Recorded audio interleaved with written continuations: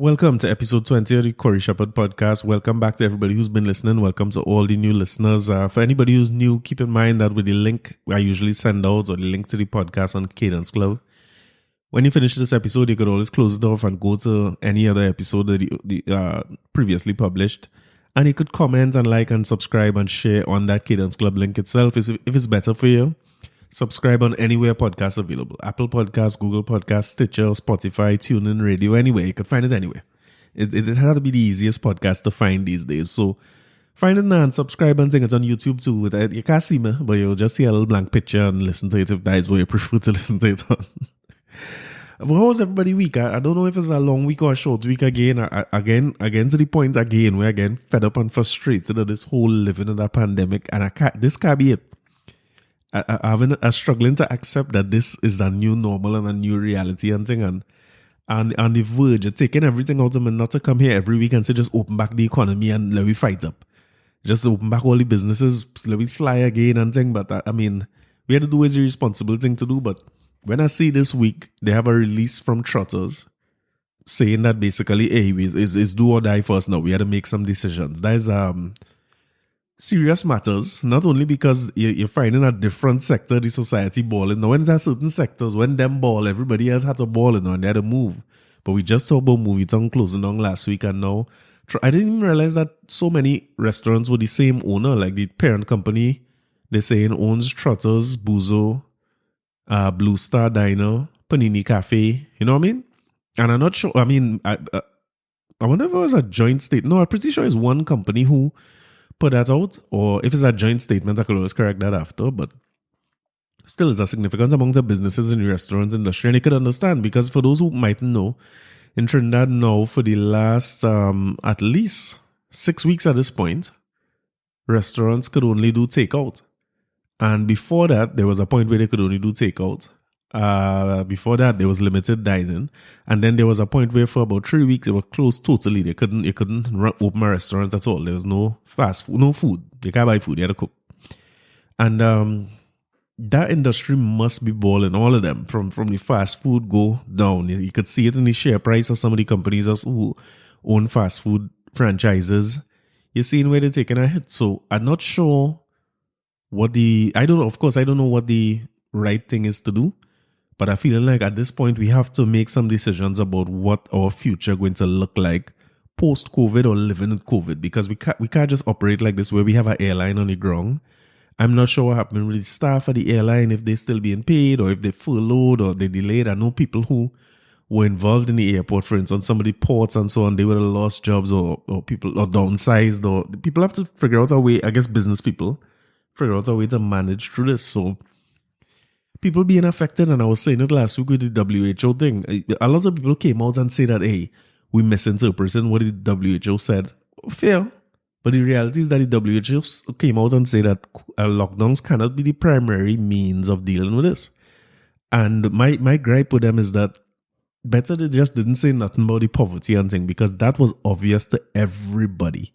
That if locking down, let's assume locking down was the best thing to do, there's no way that we couldn't tell that even though that's the best thing to do to save the maximum amount of lives, life was going to be very hard coming out of our lockdown, because some businesses not going to open back up.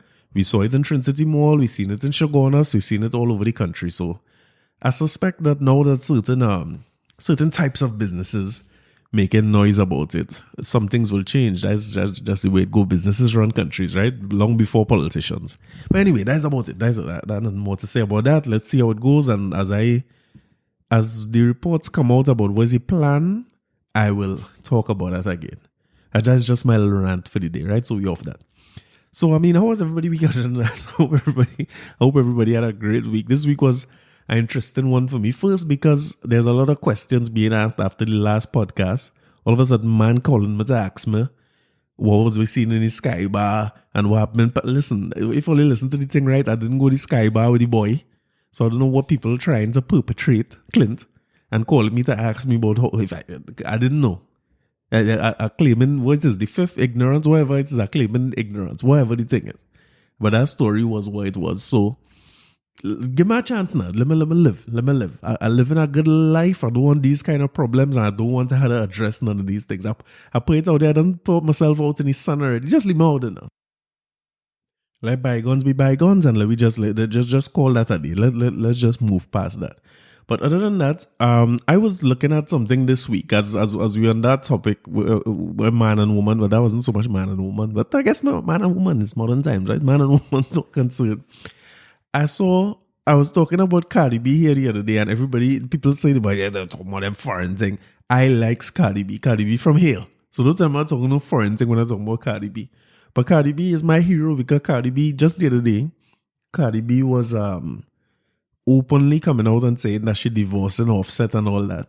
And then she somehow fall back in. But let me tell you why I always like Cardi B. Cardi B just have a kind of innocent honesty and frankness that I like a lot. She just come out and say what it is. Like, if anybody was following Cardi B a long time, you remember when she said she remove her jaw teeth? If you never hear that story, just Google Cardi B jaw teeth and you will see what it was. It's the greatest thing. But that's how she is. She upfront. And she's talk plain. And she basically come out and say this week, like, yeah, I wanted my man back. Yes, I was feeling lonely. I needed a little thing. So I take back my man. If all you vex with that, dies all you. But it started to make me reminisce for some strange reason. And let me not say reminisce. I remember. Because I don't want the block to be hot talking about reminiscing nothing. But I started to remember breakups that I went through. You know them breakups where you just break up and make up and break up. And you never really, like, I say we done, but she say we ain't done. And she say we done, then I say we ain't done. And that's some breakup is last. Sometimes the relationship lasts a year, but the breakup lasts about 2-3 years. You know, it's a hell of a thing.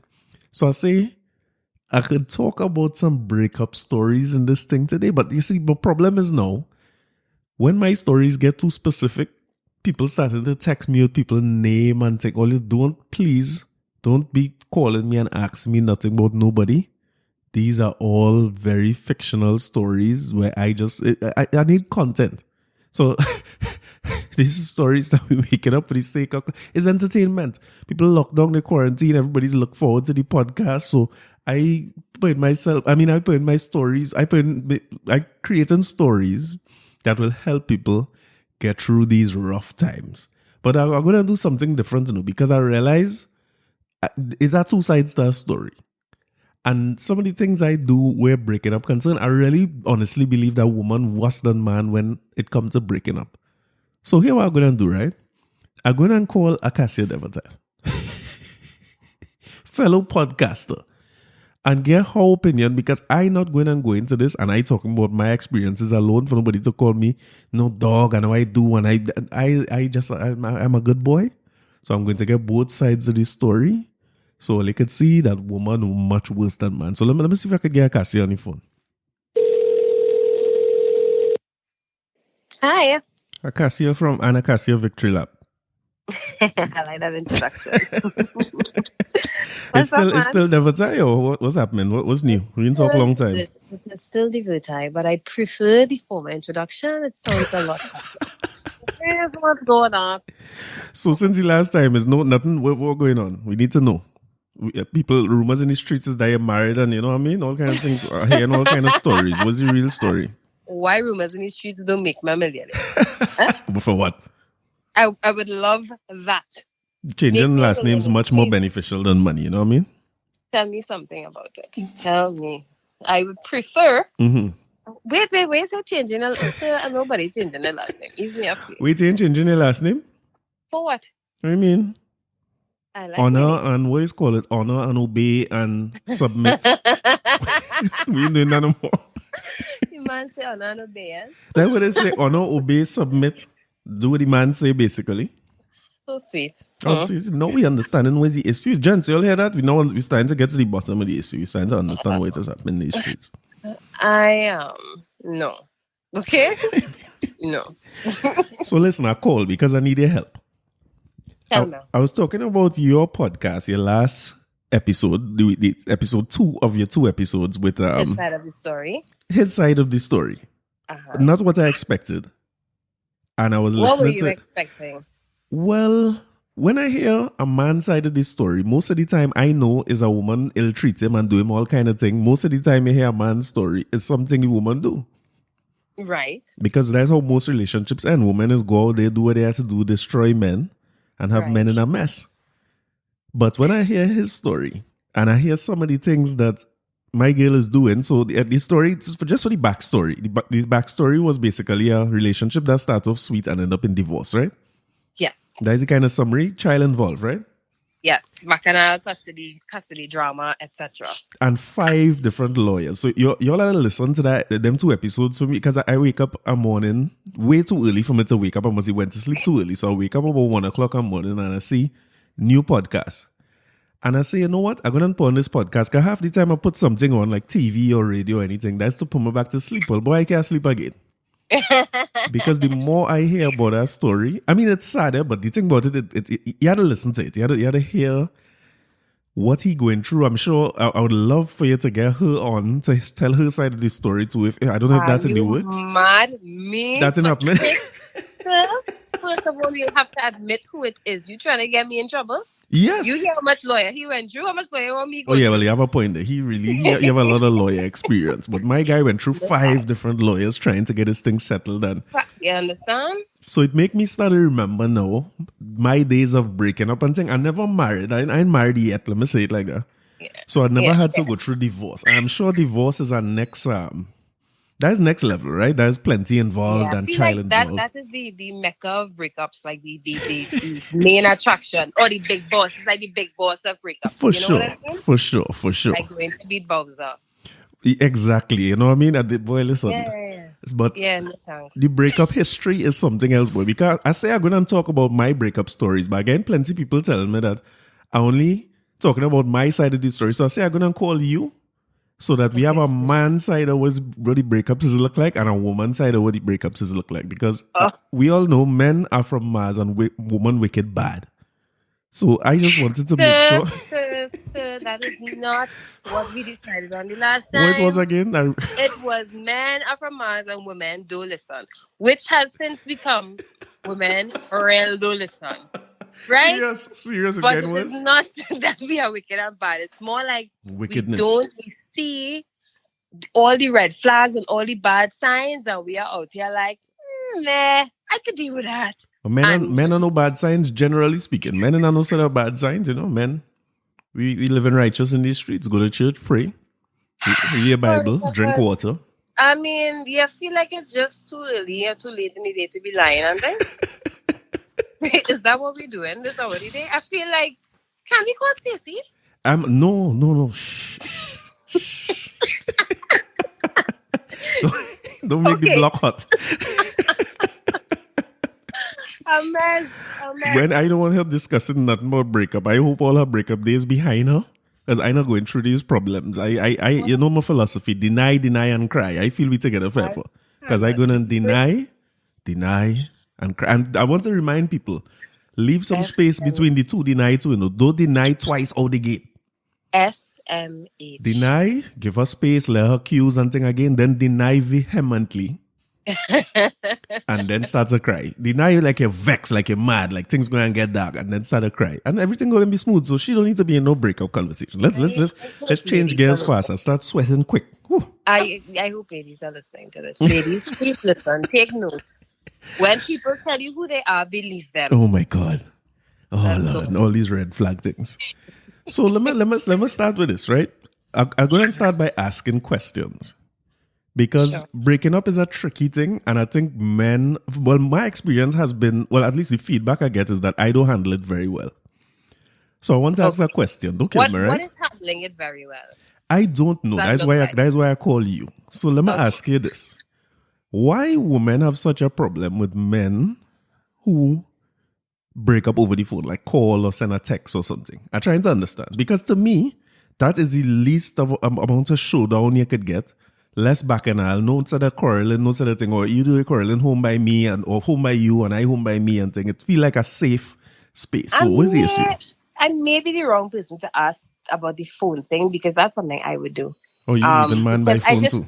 I just feel like it's, effective communication, and it takes all the hassle out of it. I don't have to go and meet you and warm up and I can just let you know, listen, this isn't working.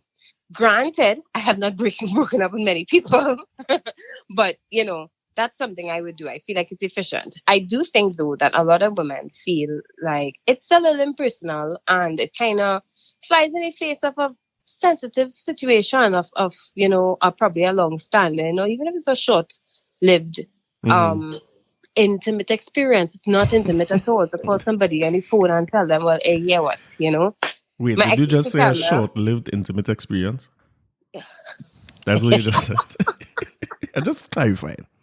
that's not what I meant, but you know what I mean. Yeah, yeah, Well, yeah, yeah, yeah. that's what I meant, but I hear you. Short. That's my new thing from now on. A short-lived intimate experience is a great. short-lived intimate experience. My ex used to tell me, he used to make a joke. Anytime you're breaking up with somebody, you tell them, you ever hear this story about all the things? Right. Um, and then the person would Oh ask, man, what? What's the story? And he'll kind of say, like well, that. That ain't bad. they all come to an end. And so I tried using that a few times in my life. Because I find it, funny and Funny. effective. I feel like, you know, there's no great way or no perfect way to end a relationship. Let's be fair. Because even if it is you decide to have a candlelit dinner and say, this is the Oh my last time god, we're not happening. together Mm-hmm. and blah, blah, blah. She's going to say you were such an a-hole for doing it this way, that way, or the other. There's always going to be, there's never a good way. I'm glad That to hear said, you admit that, because I don't ever feel like there's a good way. With that. yeah, there's no good way. But I would say there are better ways. Mm-hmm. And one of those better ways is not calling somebody on the phone. That said, as well, I clearly have to talk to myself. Yeah, Talk yeah, to go ahead. myself. I like it. I admit, You had to talk yourself it's out not of the doing best it. way. But then again, if it's short lived, if it's a little something, a little tryst, I might be like, you know what, I'm good. Well, the So, thing is this, right? If it's a little, what you call it, a short-lived intimate experience, let's go with tryst because I feel like you're going on a road with a short lived you're trying experience, to and make me Google thing now. No, I had to Google I don't tryst. You want to just hold on right coin. there, right? No, you just did. You coined that, and I'm using that going forward as, you have your word of the day. That's my phrase of every day. A short-lived intimate experience is great. Okay, Fine, so good. Google, what Anybody does ever teach you tryst mean? anything? 5 definitions of tryst. Let's see what's happening here. Obsolete. Oh no, only obsolete definitions. Why is he T using these R old Y words? S T, sir. Sad, sorrowful, and gloomy. Good Lord. An Jesus Christ. appointment to meet Mm-hmm. at a certain place or time, especially one somewhat secretly by lovers. Right. So it's like an appointed meeting, a place. It's like an experience. You understand? So a Oh. short tryst. It's Sorry, a I was little using the wrong something. Google there. Wrong Google. So a private romantic rendezvous between lovers. Yes, sir. Short-lived intimate experience. Short lived. If I was to have one of those, or if I had ever had, I can't remember. But what I could tell you is this.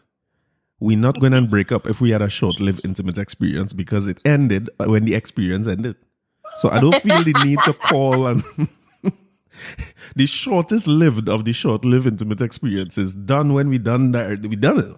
I kind of feel like there's something in that could be problematic too, because I mean I've heard women say, we're going off for a few weeks, right?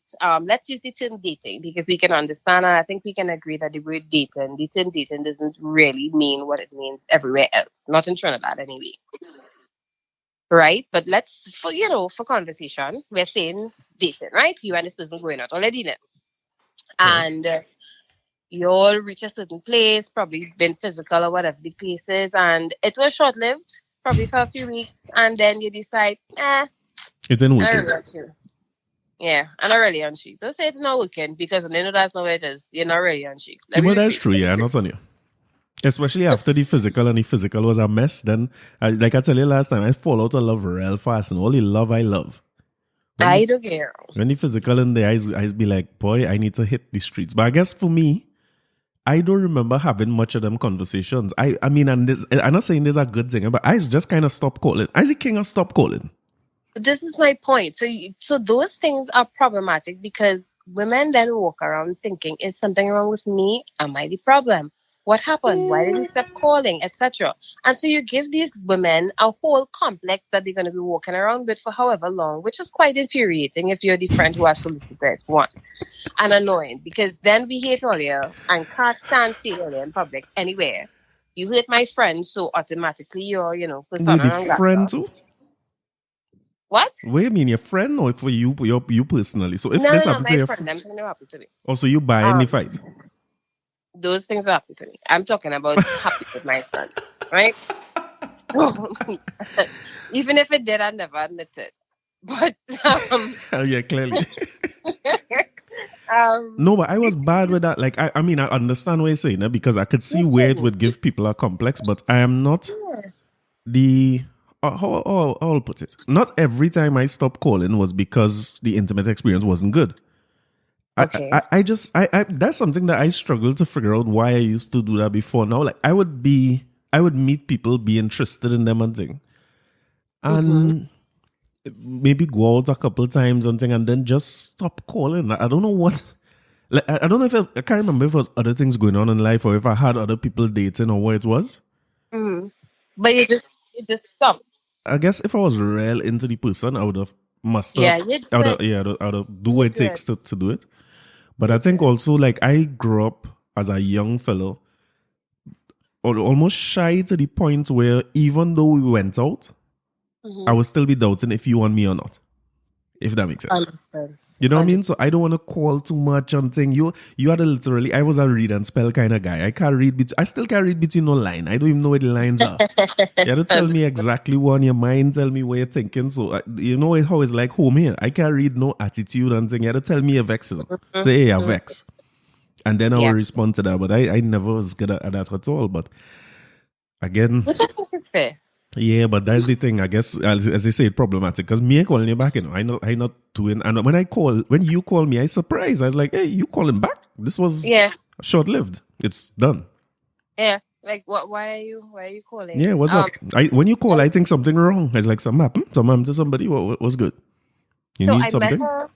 Remember I told you I was doing like online dating, right? right? And Tindering and whatnot. So I met this guy on Tinder. We had a couple little conversations. It was nice, cool, whatever. Exchange numbers because I deleted Tinder because I have I have maybe a 5 day threshold Right. with dating apps. This time I last 6 days. It was really Beautiful. cool. About But married man, you get through. try your best, my please. Go ahead. Try your very best. All right. Let me remain friendly. All right. All right. You So don't want to admit it here. It's okay. home homeboy and I chatting or whatever, and when we exchange numbers, well, I can just kind of drop off. I haven't been um messaging him, and he hasn't been messaging me. So one day he messaged, "Hey, how you doing? I just thought I'd check in. I haven't heard from you in a while." And I was like, I haven't heard from you in a while. Why you don't message me?" Yeah.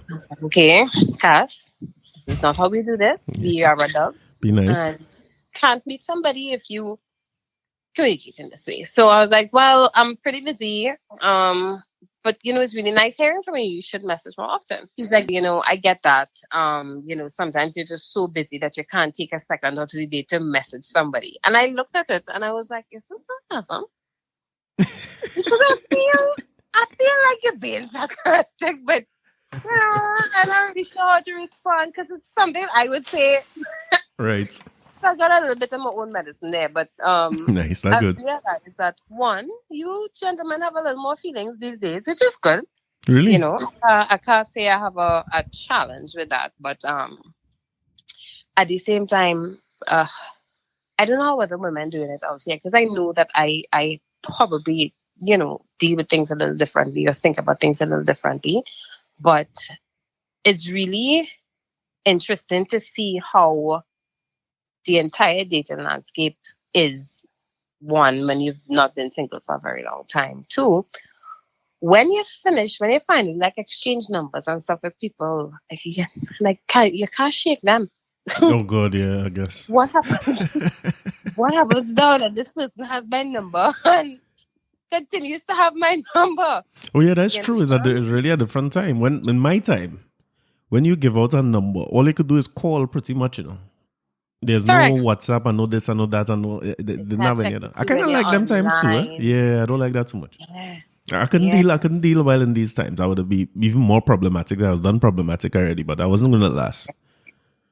I mean, technically, I started kind of, Yeah, in dealing them with fellas times. and stuff in these times. But I mean, I had the days of phone booths. I mean, I had this boyfriend who, every time I would go by him, I'd have to call him by the phone booth first to see if he's home, and I had to walk through Sawa and the Quasi, where they had all the phone booths lined up on between the main road, the bus route, and you have to use this cruise phone booth I and use mean, your quarters or your phone card and them was oh, the days if you never make a little phone booth love because you had to talk soft, people waiting behind you. I like that. you understand? That And was when the we real broke up, McCoy. worse. I didn't have cell phone. Did I have a cell phone? I think I had a cell phone maybe, but putting money on a phone was a lot harder than just buying a phone card and going by the phone booth, I think. So I used to go by the phone booth and call this man and answering my calls and I crying and ah God, to be young and stupid. It's Never great. again. It's great. Sometimes you had to do a little phone booth crying, man. Wet up that Yeah, phone that's for the right, whoever coming sure. next. Sure, That is a sure. real McCoy. So breakups. No phone, but it's a little too impersonal. I guess that's why I'm getting out to the phone Yes. thing, right? Too impersonal, don't do it. Well, let me tell you what happened to me with this phone thing, and that's why I called because I remember this story, and I say, you know what? If I go and tell one of these stories about women, I go and give a woman who have these experiences their own opportunity to tell one of their stories if they so desire. It's a shame already. So let me tell you what happened with me, right? A man like me, who in my days, if you don't come from a certain area and look and talk a certain way, you're not attractive to me. And the certain way I talking about, you have to have at least one gold tooth. Heavy powder, just powder up. Bad. The more powder, Hannah, I just about to ask what were you talking about? And dread. you said gold. What? You need at least one goal too. This is documented. Anybody who know me who listening to this is documented. How much teeth you have in total? 32? I had at least My 32 jaw gold is teeth. dropped. Collectively, in aggregate, I had 32 gold teeth together already. So, powder, any kind of powder, Amen's gunpowder, whatever kind of powder you're using, you think, sneakers. I never do come on high heels me and proper language me and thing. You have to cuss.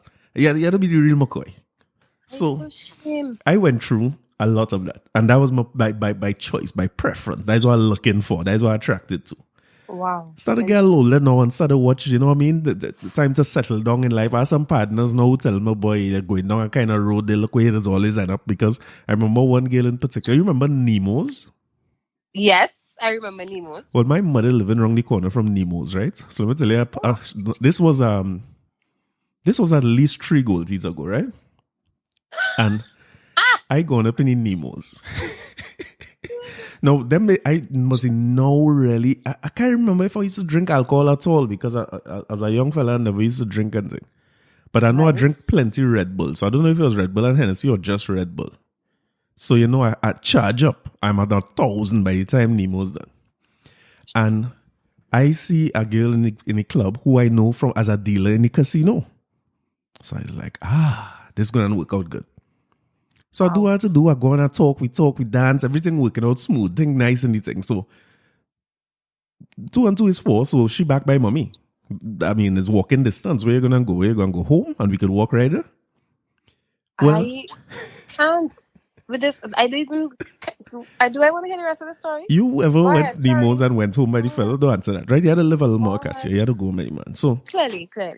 and boy, listen, my girl is straight out of Mova, no crossover, the real McCoy. That's what I was looking for. So when I was like, good, this working out. Now, fast forward through the details of this story. The next day, I was one gold chain lighter. I getting up now and I trying to find my chain.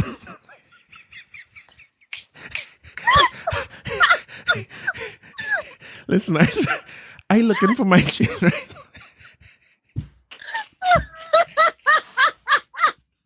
I can't find my chain at all. I looking all about you that. need to put a disclaimer. One, that this does not, this statement does not represent all persons coming from over with or without gold teeth. No, let me tell you something. Let me tell you something. Like black people. Listen, you see, Mova is my place. I go in there any time of day, night, check anybody. I never had no pride talk about one person. This is why I went and looked for it. So me and nothing. Them days, I I going all out. So Yeah. I ain't really feeling no way about. I mean, you know where I from. So me and studying who from where and who does do what and thing. To me, everybody good, and that's what I want. I looking for. If you're in from a certain area, I'm not interested. And Mova, now that I think of it, was very high on my list. I've been through Mova a few times. Well, so Well, next day, I a careless fella, so I can't blame nobody for nothing. I look in my drawer, I look on top of the dresser, I look thing, I go on in the car. I can't find my chain at all. So I studying, like one of the many other times, I must leave this somewhere and can't find it. right. Next weekend now, my phone ringing late in the night. A partner of mine, when I answer my phone, my partner is like, hey, this girl have on your chain in the Nemos. Where you? She went back to Nemo. What you mean? Why not? And Nemos is the spot. That girl went back to Nemo's with my chain on. And listen, the man who called me and tell me about this, I had to say, brother, listen, don't do nothing. Just leave that. Don't forget that. Because that's going to be a big problem. Yep. But anyway, I'm saying all that to say, that was my type. And my partner's now telling me, look at what's going on in your life. You're lost in thing. I said, no, nah, that's one person of many. So That's you not didn't a represent. What's that? You didn't lose anything. You were robbed. Oh, Okay? you can't say it like that. I lost the thing. You were robbed. Pretty much. Your neck, your luck. I saw that happen. You just didn't know.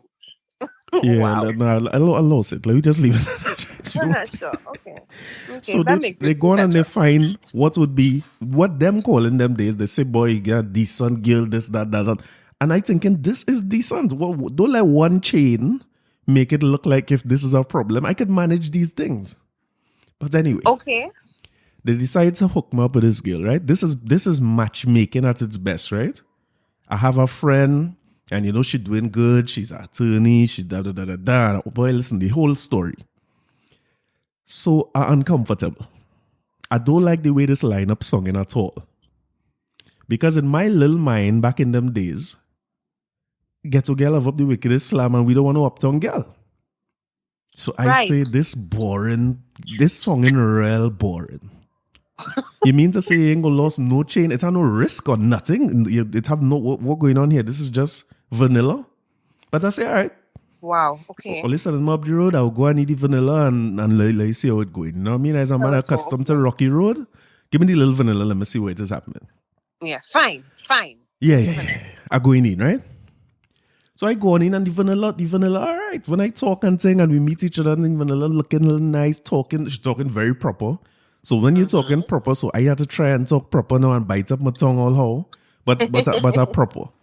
And listen, this girl is the religious, the whole, the type. And I go on by this girl, boy. And listen, Acacia, I can't make this story up, no? When I go by this girl to check her after work, I coming from South. I had to drive up the road to check you. I tired. And you know what I'm checking you for? We big. And boy, I had to talk to this girl parents for about an hour. Oh, wow. So when every single time I go there, they have a little parlor in the house, like literally. And mommy and daddies come out and they talk. We talk about current affairs, talk about stuff, talk about all kind of thing for the whole hour. And then news is start, right? And we had to watch news together and thing. And eventually, the mother say, okay, dad, let's go inside and give them some time. I say, but what kind of house on the prairie Brady Bunch thing is this I sign up for? This already night. What age were you, by the way? Boy, them time I must be 25, 26. Okay. So in them moments, I thinking I rather lose a chain than go through all this. I rather you take all my jewelry and take everything I have than go through this. Oh, gosh. But listen, the moral of the story, we had our little thing. It was good. I mean, she's a real good person and everything was cool. But I need the little edge, to be honest. And if I had the edge, I can't live, boy. I need the little excitement.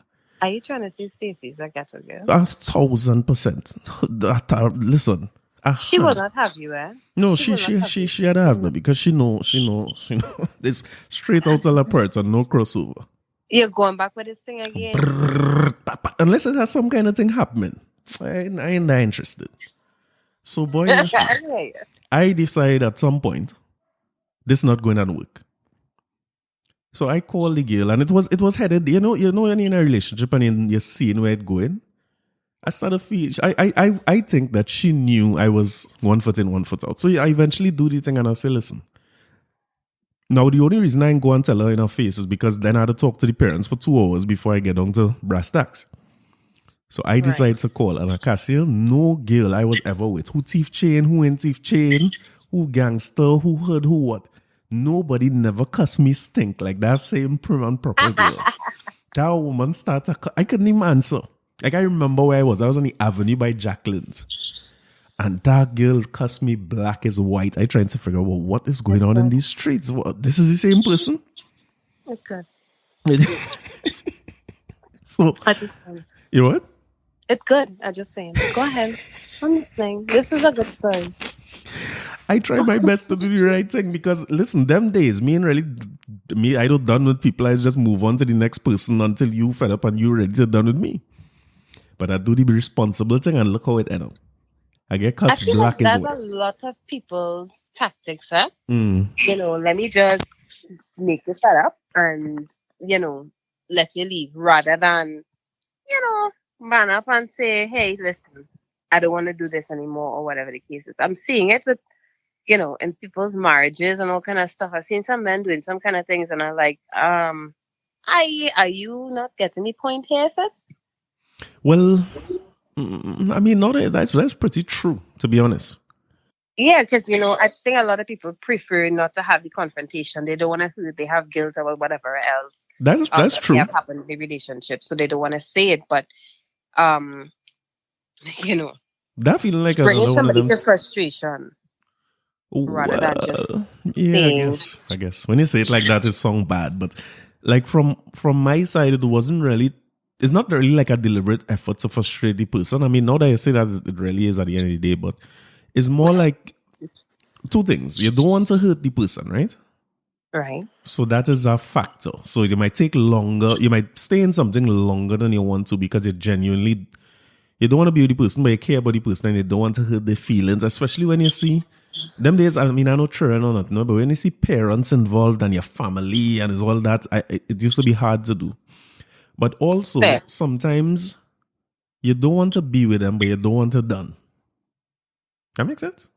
Understand. I think I get that. Yeah, I don't want it to be like more woman, but you know what I mean? But I don't want to leave. You don't want the cow, but you still want the milk. Why is that to say it like that? Go ahead. Why is that to say it like that? It's not really like that. So what are you trying to say then? I'm genuinely interested in the person, but not for a long-term relationship. I just want it to be. Sometimes when you're with a woman, you just want to have exactly what we have right now. I don't want it to. You just want to touch it. You just want to touch it and nothing else. If I want to touch it and nothing else, then all this sort of consideration going into it. You know, if I want to touch it and nothing else, I will legit never answer you again when you call. But then that is honestly, I think what happens there, and I could be wrong, so you can guide me. But I feel like what happens is that there's that level of guilt where a man realizes, listen, this girl really is a really nice girl, and not on her like that. But she realized, and I don't want to be an asshole and say, listen, let we done. I still want to enjoy whatever stimulation she gives to me, right? So whether it be physical, whether it be mental, whatever the case is. She's so nice. I don't want to break her heart, but I'm really not on her like that. And I think that's what happens. Are you willing to admit to that? Tax, so you see, when you say it like that, I'd be forced to admit it because when it don't matter what you put around it, that's true. Because sometimes you like the way a woman make you feel. Let me say that, right? So you include physical and otherwise, right?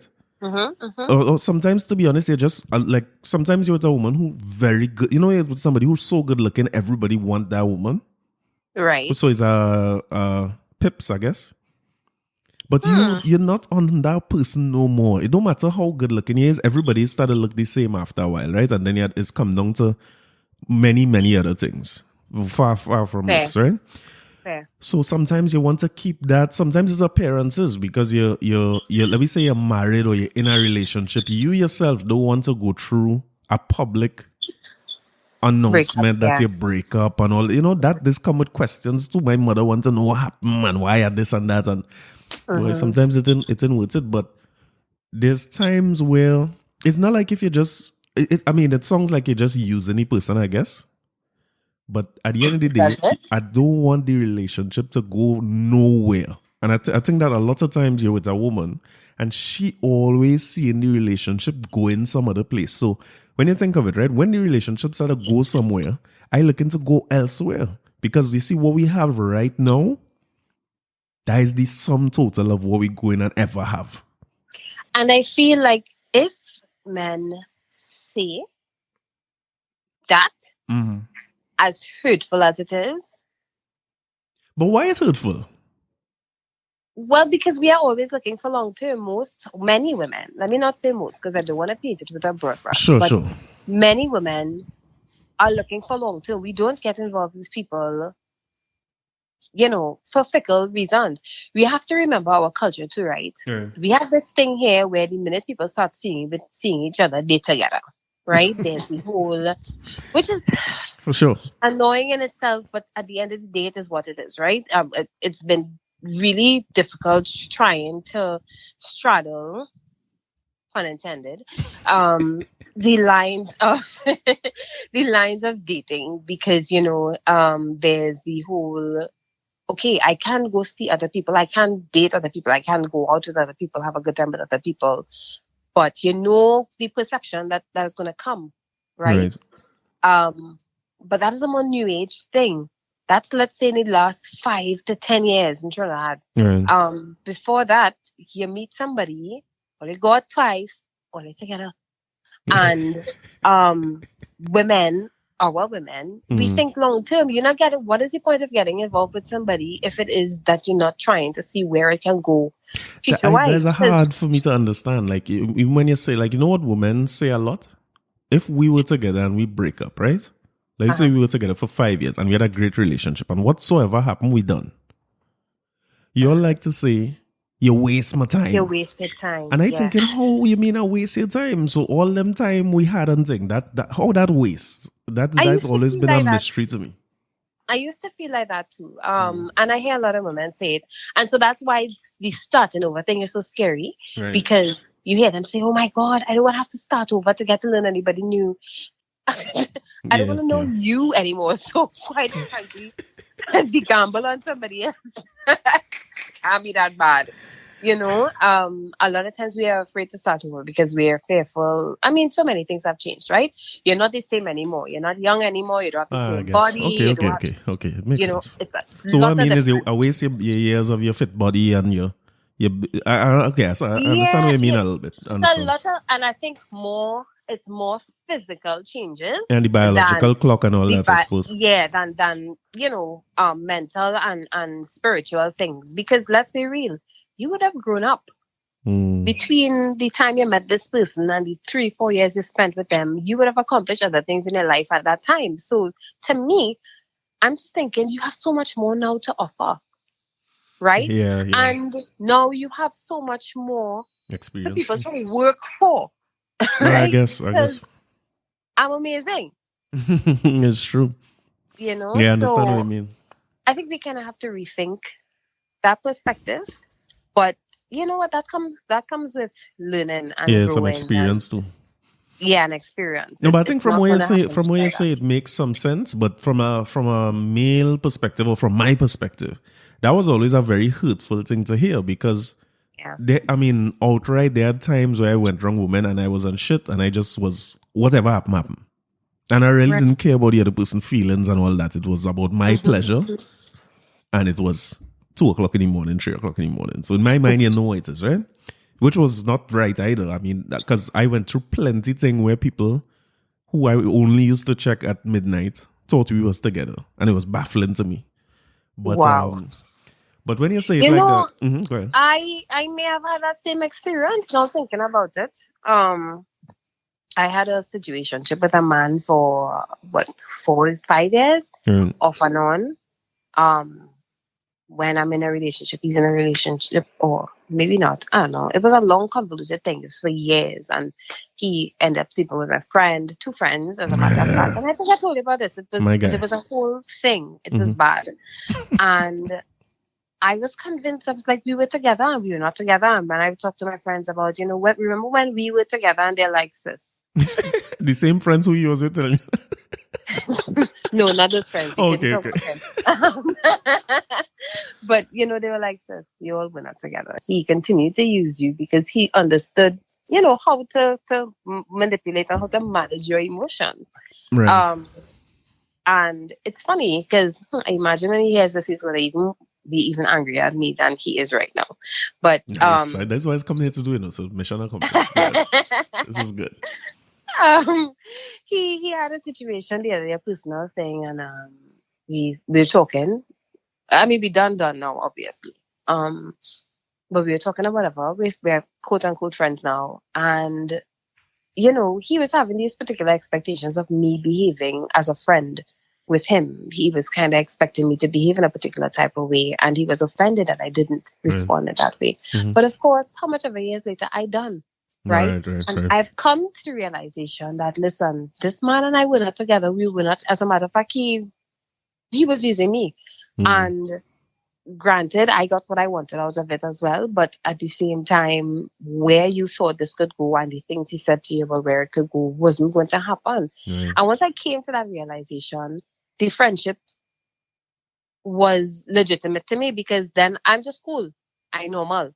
But, Yeah, I suppose, he was on the other foot now. Now he's vulnerable and wants a friend. God, poor fella. And So sad. I out here like, well, I mean... No, man. I'm sorry, I didn't call, but You're busy. I know because I'm calling you. Like, I don't know what you want from me, Yeah, it's a funny thing. Like, I guess, like plenty of what you're saying still comes down to communication. Yeah. And that's something I learned older too, because I could count on my hand how much women I ever discuss having a future with. Right. So it was always baffling to me, like, dude, if I wanted to have a future, want to work out something right along, you would have known that this is not going to be a secret. You would not have to figure that out, right? Yeah. But what I realized as a older, wiser fella now, enlightened, a little bit. Okay. Is that my actions and my words never used to match up. So while I wasn't saying those words, I used to do things that real long term. Like I was telling you about Jenny's. Jenny's was my spot. Yeah. And if we go in Jenny's, I see it as a little fuel up, a little start, a little spark. And people seeing it as building something. Yes. And when we in Jenny's, we had a talk. So I want to know about your life and what you're interested in and what kind of work you want to do and how I can help you. Because whether we done tomorrow or not, which we was never together, so we can't done. But I will help you if you need this or you know what I mean? You need advice, you need thing, you need a start, whatever it is. I hear until I'm not here anymore. And that's the thing. So then your Jenny's is a spot, right? So you continue going. So now that's your spot. That's all your spot. That's all your place. That's a real hell of a thing. Like people used to say that. What women tell me before? So you're carrying a new woman in Jenny's. I was like, yeah. What are you talking about? Jenny's is my place. I order the same thing. I order too. I order the same thing every time I go. You're some hell, boy. Well, you're some hell. When I go Jenny's, at that time, when I go Jenny's, them know what to bring.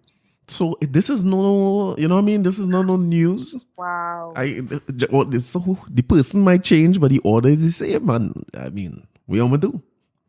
Wow. And Stacey passed through Jenny's too. She survived. Everybody good. From hell. You hear what I say? Oh yeah, from hell. I just don't study it, boy. And I mean, I like them breakup conversations as hard as they are to have. There was some people who, if I never acknowledged that it was a relationship, I wasn't hanging around for no breakup. If you call me about it, I go and hang up in ignorance and stupid bad enough. If you call me and you not together, and me and you just there, or you just dealing or dating, whatever the word is, and you call me to tell me about me and you and this and that and where this relationship, when you ask me where the relationship going, we done whatever we had. That finished. It's not going nowhere. We reach. We here. But I have a question. Sure. How do you differentiate between dating, just there, and being together? Like, did you ever say, listen, I want you, or do you ever say, listen, I want you to be my girlfriend, or something? Like, how do you guys do that? That's a real good question. Well, let me say this. Maybe you can break it down. Okay. For the ignorant. All right, let me say from my experience, right? If I want you to be my girlfriend, like long term, like somebody who I want to marry, I would always get married, right? Okay. So at a young age, I always knew that I wanted to be married with a family and all that. Oh, that's nice. But I like these streets a lot. Yes. You know what I mean? So the streets are great and warm. It's beautiful. we realize. So Go ahead. I would tell you, if we don't have a conversation, like no, I like to laugh and get kicked something, but I would have a serious conversation, because for me to want to be with you long term is almost like me risking a whole lot. And especially when I was younger, what risking a lot is ego. Because if I claim you and then let's say I claim you and you end up with my partner, the pain, well, think of it like this: the pain of losing you in my younger days might have been a lot less than the pain of people knowing I claim you and you was with my partner. You know what I mean? How your partner get involved in this? No, I just using that as a random example. I don't understand. No, meaning if I claim you and I want to be with you, and me and you talking about getting married and stuff, right? Or a long-term relationship. When I was in my 20s, I ain't mentioning marriage, but I'm talking long-term relationship and everything. If I claim you like that and you end up betraying me then, or embarrassing me by going with somebody I know, or leaving me, or horning me, or whatever the situation is, that is a real big hit to my ego there, because I claim you. When I do that, I announce you to my friends and family as like the one. This is my girl. This, you know what I mean? You know, so you mentioned ego inside of there, and I wanted to rebut, but no, tell me. Lately I've been, there is where is it? There's a quote. A friend of mine, I may paraphrase badly because the exact words can't come to me, but usually when I hear the word ego, you get kind of, you want to stoops, Right. essentially, when men speak about ego, because you're like, it's not about your pride or whatever the case is. But I think ego really is an emotional component for men. Right. It's a huge emotional component, which I don't think we should discredit. And but what do you mean? me, When you say emotional, what do you mean? I think ego is feelings for y'all. I think your feelings, how y'all get hurt, a lot of times is based on, or many times based on, your ego, or how your ego takes a hit. I think so. But it's like, two separate things, eh? So to tell you about how we feel, right? If me and you dealing and we done, there's a genuine pain element to that, like tabanca type thing, where I'm hurting and I'm missing you, and I have to force myself. I don't want to call you. Yes, and I'm studying if you're with the new man, and when I text and you say in answer, I seeing you with the new. That real, right? That is, I would say, that is when your ego stripped down, because you have them moments. Most of us as men will have those moments when we're home alone, or when you're not with anybody else. Now, sometimes it gets so bad, you have to cry in public. I remember a barber I had back in the day. Salute to my guy Boyo. I hope you hear this. That man used to come in the barber shop and crying. Aww. Every Saturday, Boyo break. Anybody from St. James can tell you, Boyo breaking down, snotty nose, cry. Poor thing. No, poor thing, not because it's heavy fight with you and the baby mother and thinking the most dysfunctional relationship ever. But boy, it's about cry. So that I would say different from ego. What I mean when I talk about ego is like false pride, like your image taking a hit. Yeah. And sometimes I think you're right in that sometimes that hit to your image, it's bigger than the pain you're feeling with the loss. You know what I mean? Yeah. I think it's something to seriously consider for men, in that, you don't embarrass them or don't do certain things. It's hard, this is not me trying to be a pick-me-a lady, so please don't get me wrong. No, they're coming at you. But I'm with you though. I'm with you because it takes, they get some. Yeah. But I think it's something that needs to be considered. And you can use it both ways, because and I think ladies have already figured this out, that attacking a man's ego or bruising a man's ego is detrimental to him. It hurts, right? It's bad. It's bad. Generally. It's bad. But I would say though that as a man, it's my responsibility to deal with my own ego and keep my ego in check. Yeah. There's nobody else work, you know what I mean? You all don't know how to do that. That's a fact. That's a fact with a capital T. Because when I was and I keep going back to when I was younger, right? Because that was the worst of me. I'm not where I need to be, but I'm far from where I was then. Because listen, you used to see blood red, Is the level of ignorance and the things fly up in your head. There's no Wow. way. Some of those things you're never going to recover from. I remember one time, I not even talking about horning and them kind of thing, which is a different kind of embarrassment, right? And that's Right. only if I claim you as my woman. Because if I never really claim you and you went with somebody else, I could brush off that as nothing in public with my partners Mm-hmm. and cry behind closed doors, and them will never know that. They go tell me I'm Okay. crying, but I ain't going to admit that, right? That's fair. But I remember a time I go on Excellent Stores the woman way. And just a regular random Saturday morning, right? Mm-hmm. And I walk in extra, whatever the place name is. Excellent Stores, I think is what I'm trying to say. And when I walk in the place, I saw the lady by the door and I was like, hi, you all have so and so, wherever we came for. And she was walking behind me, right? And I can see she's not that type of person. She was always she was cool. But I don't Mm-hmm. know if she was just joking or what has happened. Boy. That girl say, oh God, all you do say good morning, you walk in the store, you just say where this thing is, no kind of manners. And then that whole Excellent Stores, like it was about 8 of the ladies on the floor when you walk in. All of them bust out and laugh, boy, in unison. Like they like I say, boy, here now, I get Did real you mad. came? We done. We done. I don't like it again. Then I went in the car. I bite my tongue because I don't like the public thing, right? But Right. when we reach back in the car, it's like, Dread, listen, you real embarrassed me. That was real unnecessary.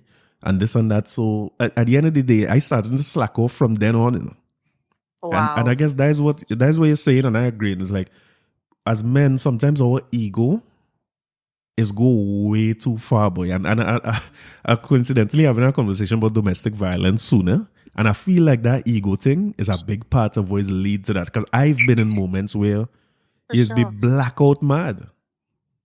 And Hmm. when I look back at it now, I could have made back a joke in that moment. I could have said, oh God, you're not embarrassment. So I could have, those things so Yeah. Yeah. Yeah. Yeah. You could have softened the insignificant. situation. When You you could have when you compare that to and things laugh we went along through, too. that's right. That's right. It's so. But Yeah. when your ego and that false pride or that false armor, you don't want the world. You don't want to expose yourself vulnerability, I suppose. Yes. But you rather lash out, yes.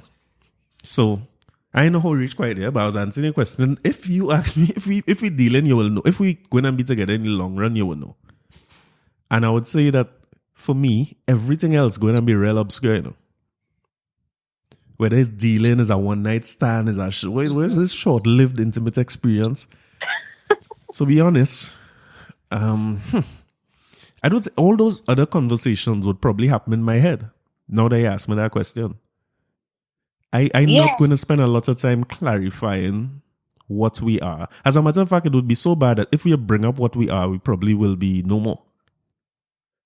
Coming to Right. think about it, yeah, because I will feel threatened, or I feel like you're trying to box me in if you start asking me what we are, and don't ask me too much questions about future. And I mean, I would say I have used it in instances to really make the gap to cut communication without making it awkward. right. Um and make it awkward in that aspect. And why I'm saying that is like there was a guy I was considering dating. I don't know if we spoke about this, but we'd go out, we do the weekends, and when I say weekends, this is a non-sexual thing, FYI. Mm-hmm. Um, So sad. go out. Hush. You know what I'm trying to say.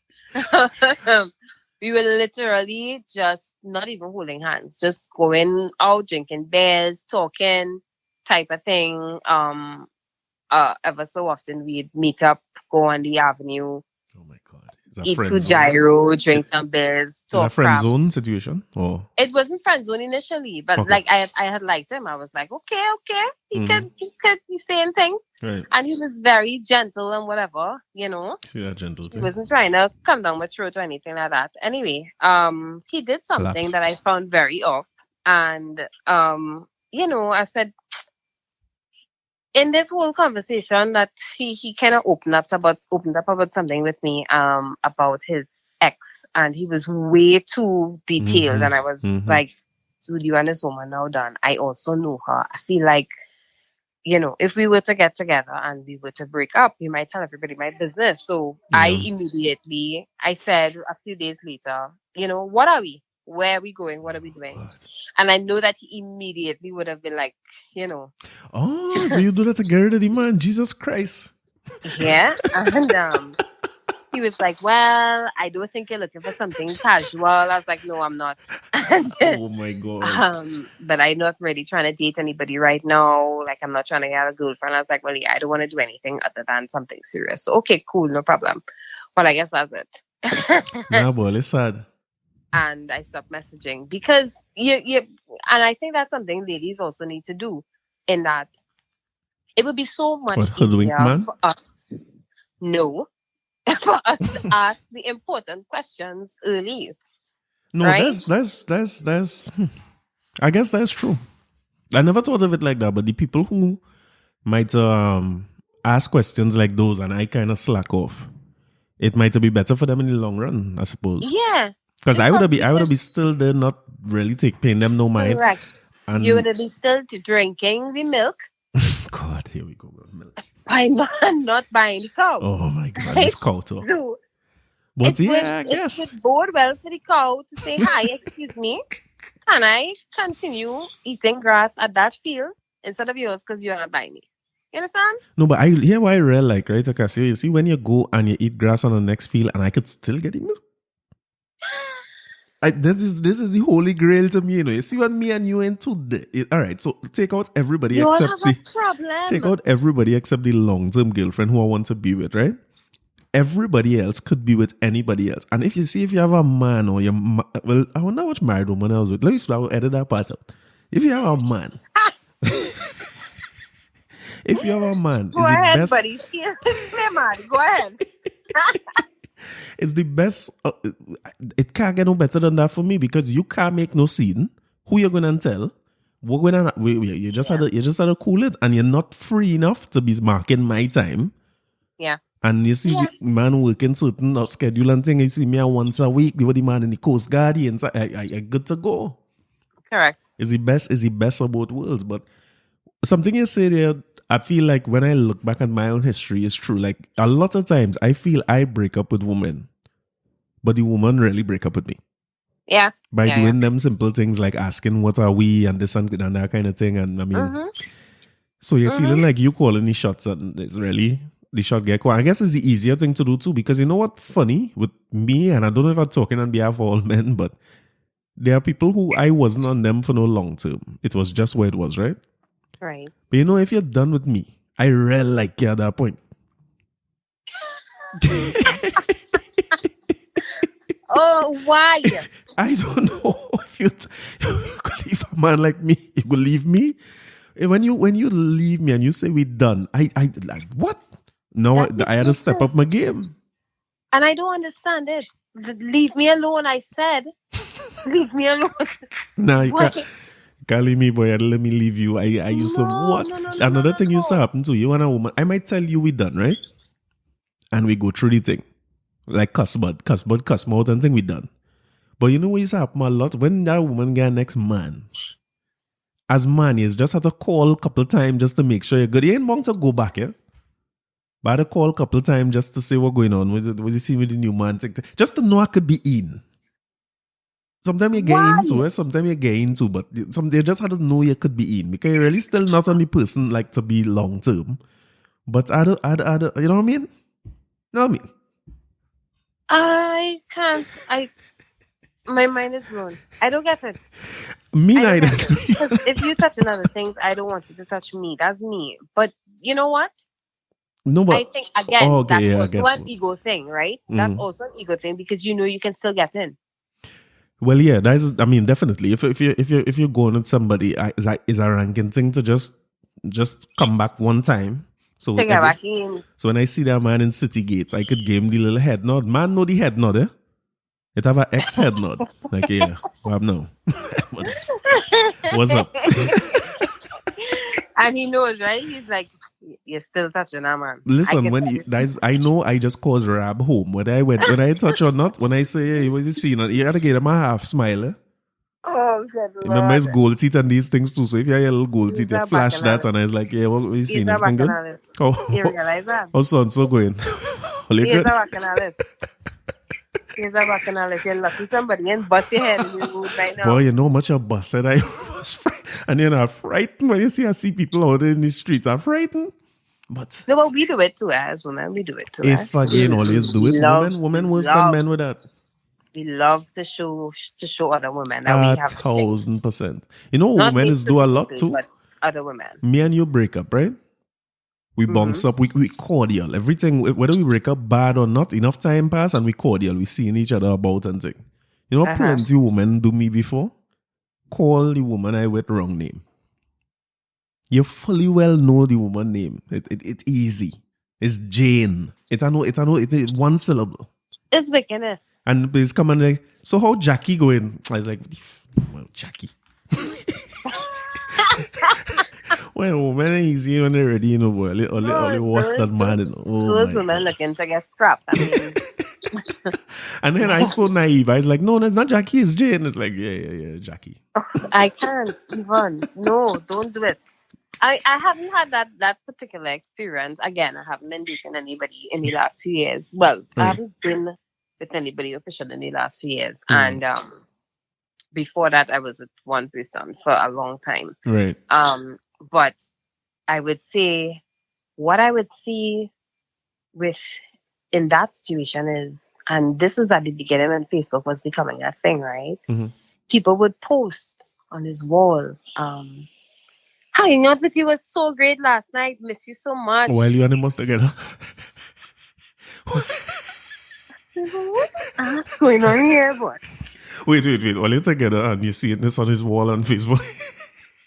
And you know, as I say, the devil, you know, the devil is work, right? You don't even watch their page because Yeah. I am somebody who I don't like to provoke myself. Right. Right? So I'm not gonna pay attention to your page because I'm not trying to get mad. Yeah. But in all the algorithms, in all of Facebook, because that post will come up in your newsfeed. For sure. Hey babe, it was so great seeing you last night. People saying Hope you babe guys too. have a great weekend, and I hope we see each other again soon. It's been so long. And I'm like, oh my God. What is well, going it's on trying in to these get streets? people. Yeah, that's the cause. That's riot.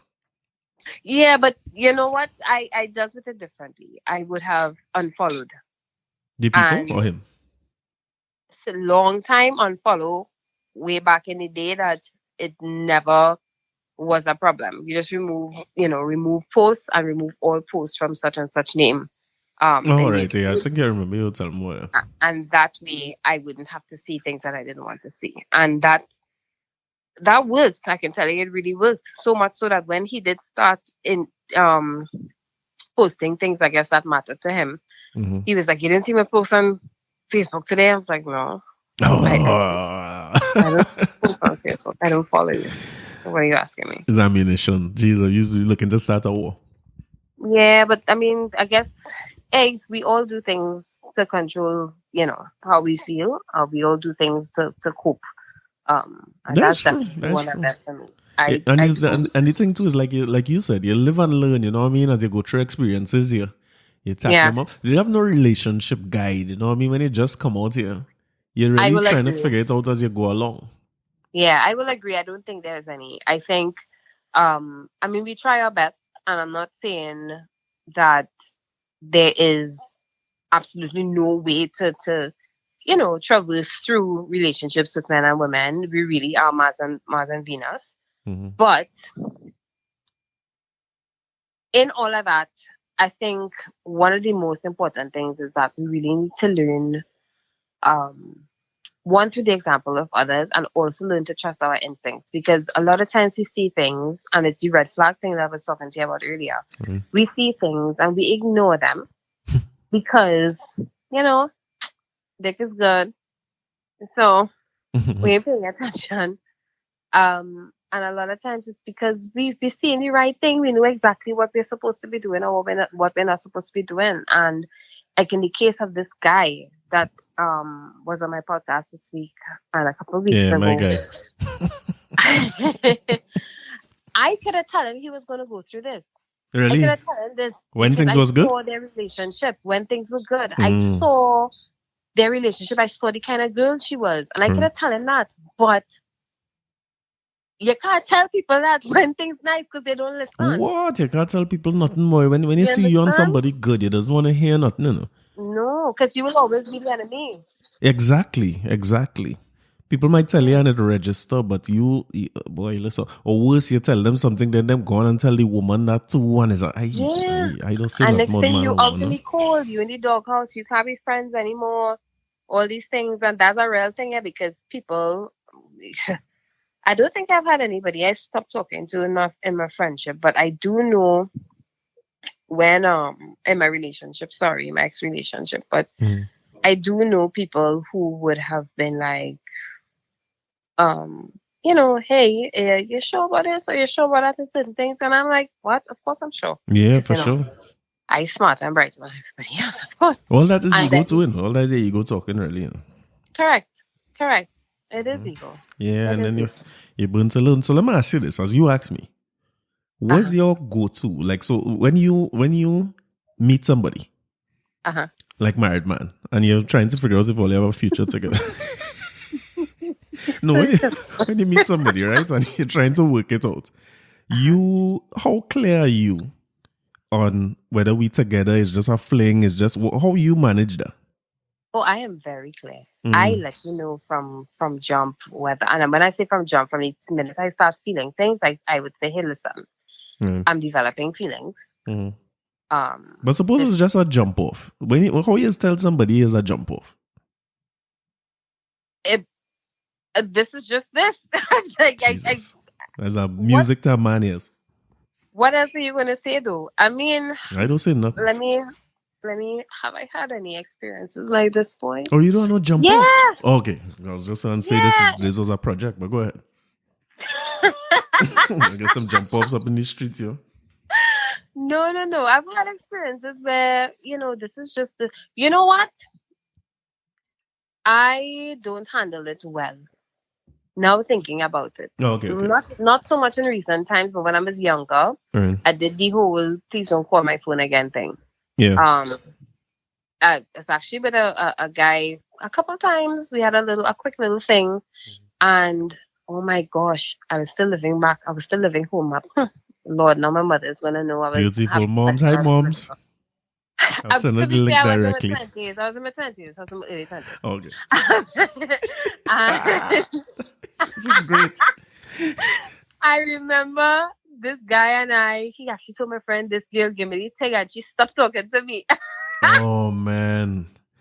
This guy called my house must be 20 something times a day. And at that time, Oh, no cell phone, it's house yeah, it's phone. house phone. You had to call. My And he God. kept calling. And the days I was home and I answered, I was like, what do you want? I was just checking in on you. I was like, okay, I'm fine. I'll call you when I want to talk to you. I don't even remember what it was that turned me off about the guy. Mm.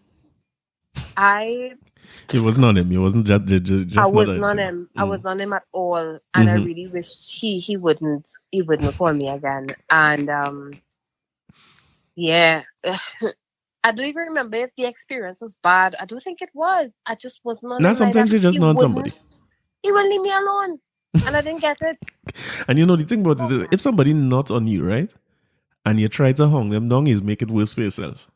yeah, You're better off. yeah. But again, when you're younger, it's be so hard to do. You can't not call and thing. When you get the man, get some good. The man wanna call. He's like calling moms. It's like moms. She get it from See, you. Find out from her and see what can happen. You had to try. my mother was like, "This person didn't call already." Yeah, I'm boy. like, Remember them "Yeah." days, boy? Oh my God. Oh, Thank God for cell shame, phone. Like you saw these problems now. Like I say, them cool. Them dealing you with their know. relationship direct from teenage days. Your parents used to be so involved in things back then. Correct. No, my mother wasn't involved. I hid a lot when I was young because she was not that. No, I I hope me remember making it boys known. walking me to my house, and she's like, "What are you doing outside? Don't let go the dogs, Oh my sir. God, them kind of Do not come in mothers. front of my house. Go home." Oh God. She was dread. Oh my gosh, she was bad. It was Yeah. really, really bad. Now she's all, ah, go out there. Yeah, live. have fun. That's right. You don't have anybody yet. Why did you waiting on? Yeah, Yeah. quantity. That's what she's trying to tell you, remember? Quantity Over breeds quality, quality. yes? Yeah, qualities come about when you have enough quantity. I wish it were the case, but unfortunately, what's coming up these days is I throw out my fishing line, I'm picking up real garbage. Listen, forget fishing line. You need a net. You need a trawler and a No, big thank net. you. No, thank No, but you. here now, something you say there make me rethink something I always used to say. Because now that you say that, right? Let me assume that I have a one night thing with somebody or whatever it was, a short term thing, Uh-huh. and that woman stopped calling me. I How would you have go been, feel? no, like I used to always say, if I do woman that, it's not about her. So I don't Mm-hmm. understand why she all up in her feelings and like this not good Mm-hmm. or she not good enough and them things. But when you say that, when you show on the other foot, right? It's not nice. It's not No, you will nice. It's really not, feel as that a is not man, nice. you go really feel as you go feel as something you do or something you didn't do good enough or it hard Mm-hmm. now that you say that to think that it's just her. I mean, no, I don't think like no. If I had to go through a situation like that, no, I don't think it would bother me much at all because I understand that I am not in control of people. People could do whatever they do. I don't own nobody and thing. But back then, I think I I would told be. you. Mm-hmm, I think I told you about this guy I had this thing with. mm-hmm. Physical. He had been talking to me for years, and one night blame it on tequilas or whatever the hell I was having. God bless the I was like, kids. you know what? Come over. Came over, bombed it. I literally turned off my lights almost before he could even leave the house. I was like, okay, you need to go by.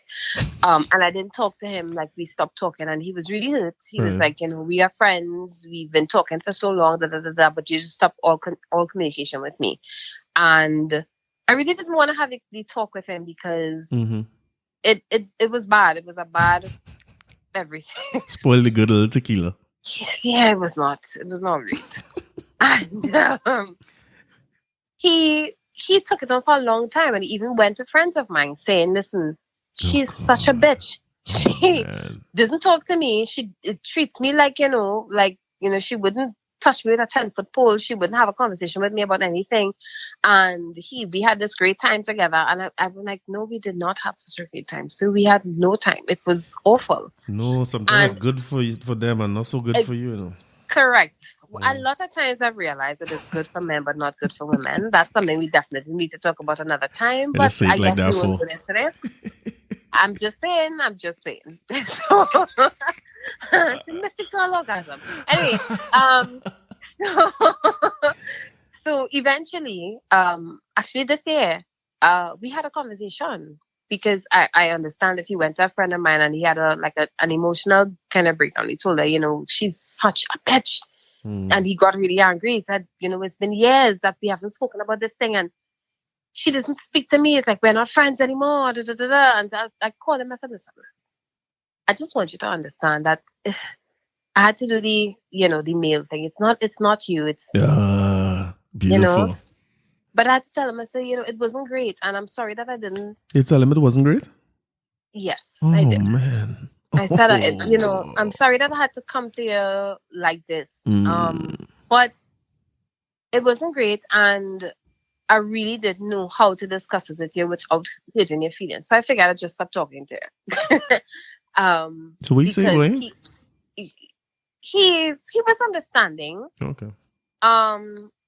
And he said, he wish, we could have done it over. I don't know if he meant physically or not, but I didn't want to assume.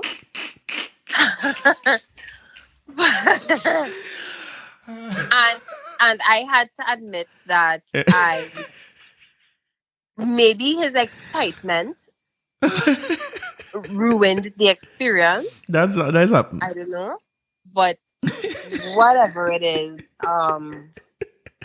So it's no do overs. It's no do overs.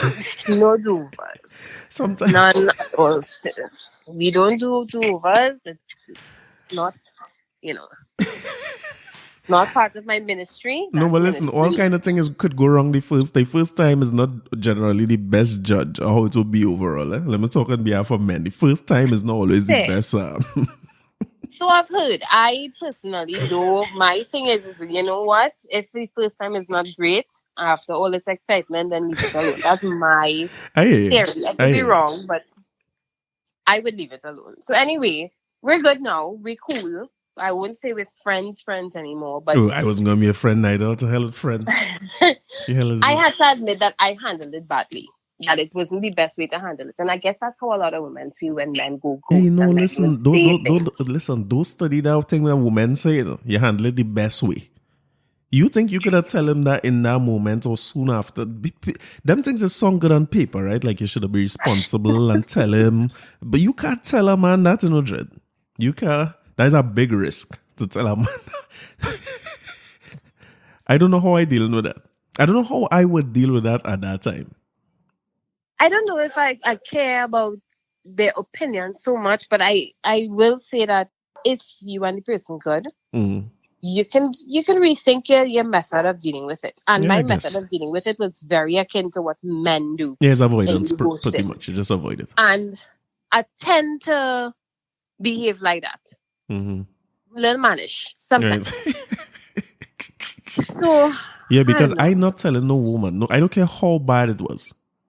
If it was bad enough where I don't want to go back again, which has happened, Right. and not. There was no way I was gonna come out and say, "Listen, boy, listen, that just wasn't right, and I think it was whack or whatever." I can't get because I don't know how. And my vocabulary wasn't good enough then to explain this to you in a way that not offensive. Because I'd be like, "Boy, listen, that was the worst. It was the worst. It was like whack." I Like mean, I couldn't now get now it. I think of it. Now I think of it like, maybe you could approach it a little differently and say, "Hey, listen, this method isn't working. Let's try something else." I don't know if I had that kind of patience because I feel like at 35, if Mm. you don't know what you're doing, sir, then you're wasting time, right? Well, boy, I can't go against you there either because I have had experiences where the first time it wasn't right. Right. It wasn't right. Sometimes it's the chemistry, sometimes it's the physical, Yeah. hygiene, all kind of different things could play off there. Mhm. And there have Mhm. times where I know the first time wasn't right, and I went back a second and a third and a fourth time to A see if four-time quarry. 4 or 5. You know what I mean? In these Oh streets, is better gosh. than being alone. I'd rather be. What is the song is say? I'd rather be with somebody I don't like than be unhappy. Always go. Me into that alone No, thing, Never like it. no. The song actually goes, "I'd rather be alone than be unhappy," Corey. Alone, that's the female Yeah, version. yeah, Men yeah. rather be. I'd rather be with randoms than be unhappy. It's not randoms. It's randoms. You'd rather have randoms than be unhappy. But it don't. I've never been in that thing where I went back and I try again and again and it get better. If I could put it like that. It's pretty much stay the same. Or get worse. So that while I talk a lot about what I used to do and where I'm now, like, I mean, I have regrets, but I don't think I regret more my experiences. Because I think, I mean, people get hurt, I get hurt and thing, but me and everybody, who I to be cool with, and who I ain't cool with is that is okay too. So it's not like if I had a, you know, Understand. yeah, it's just, Understand. but it makes you. So that I don't know who I would have been today if I didn't have them experiences, If you and didn't do the things maybe I you had might to be do, still yeah. doing some of them things, and because while I'm talking about it in hindsight, like this was bad and with this, but in the moment, that's just, some might just be exciting. Yes, it's just how it goes. You know what I mean? It's just the way Yeah. it goes. Yeah, if you never went up certain areas in the 2, 3 in the morning to pick up people, what you really do? You didn't live no life at all. Try it, you go like it. You had these examples. No, sir. Thank you so much, so much, so much, so much. I know what we are supposed to shed some light on how to break up properly. I know if you do that at all. So the moral of the story is don't break up with nobody. Just stay with whoever you're with, and No, sir. The moral of the story here, ladies and tell me. gentlemen, is one, don't listen to Corey. Two, if you are in a relationship with someone, there's no perfect way to break up with someone, but please find a humane and sensitive way that honors the relationship that you were in, that honors the person's feelings, and gracefully break up. And if they intend on continuing the conversation past your well informed threshold, then you block them and move on. Oh God! Or just don't call back. It's pretty simple. Just stop calling people. I find blocking to be a lot more effective because it just saves you. It saves you the unnecessary late night messages and why did you leave me? I suppose. Hey, thank God for these years. Yes, where I ain't not in these streets no more, so I don't have to deal with that. This is beautiful. I would say that I'm jealous, but Well, don't worry. We getting things done. Quantity. So by the time, what I mean, what episode you on now in your podcast? What number you on? I'm at 16, but in these COVIDial times, sir, no, but by the time, kind of difficult. 16 coincidentally is Jamet Woman in the Playway. I don't know if that mean anything or anything. I just putting it out there. That's where you're at now. But you go by the time you reach out the Playway numbers, you're gonna be off the streets. It's guaranteed. Speechless, like. I didn't even. I just making observations. The words just could not leave my mouth. I just making observations. Just coincidentally, that's where it is. Maybe it's a sign. Oh my goodness, John! Come on, yes. I can't even. I'm. You know what? I'm gonna let my mother listen to this and let her hear that you call me a Jamet. That's what this is going on to. Me, listen. It was so nice having this conversation. I appreciate it so much. I look forward to coming on your podcast when you'll have me. Moms, love your moms.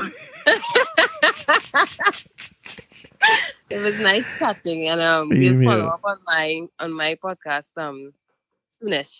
Good, whenever you're ready for it. Yeah. All right. Good. Boss. All right. Thanks. Bye. Okay. Bye. No, I don't know if any of that solved anything we was talking about breaking up or prove that woman was that man or not. But I just hope that the block remain cool and everything good. It was a decent little conversation. So I'll definitely show up on Acacia podcast as well. Yeah, remember to check out the Acacia and Acacia De Vertuil app. The podcast, especially like dudes, only need to go and listen to this to hear these women and how they think. I only need to go back to that guy who went through that divorce situation. I wish nothing on nobody here.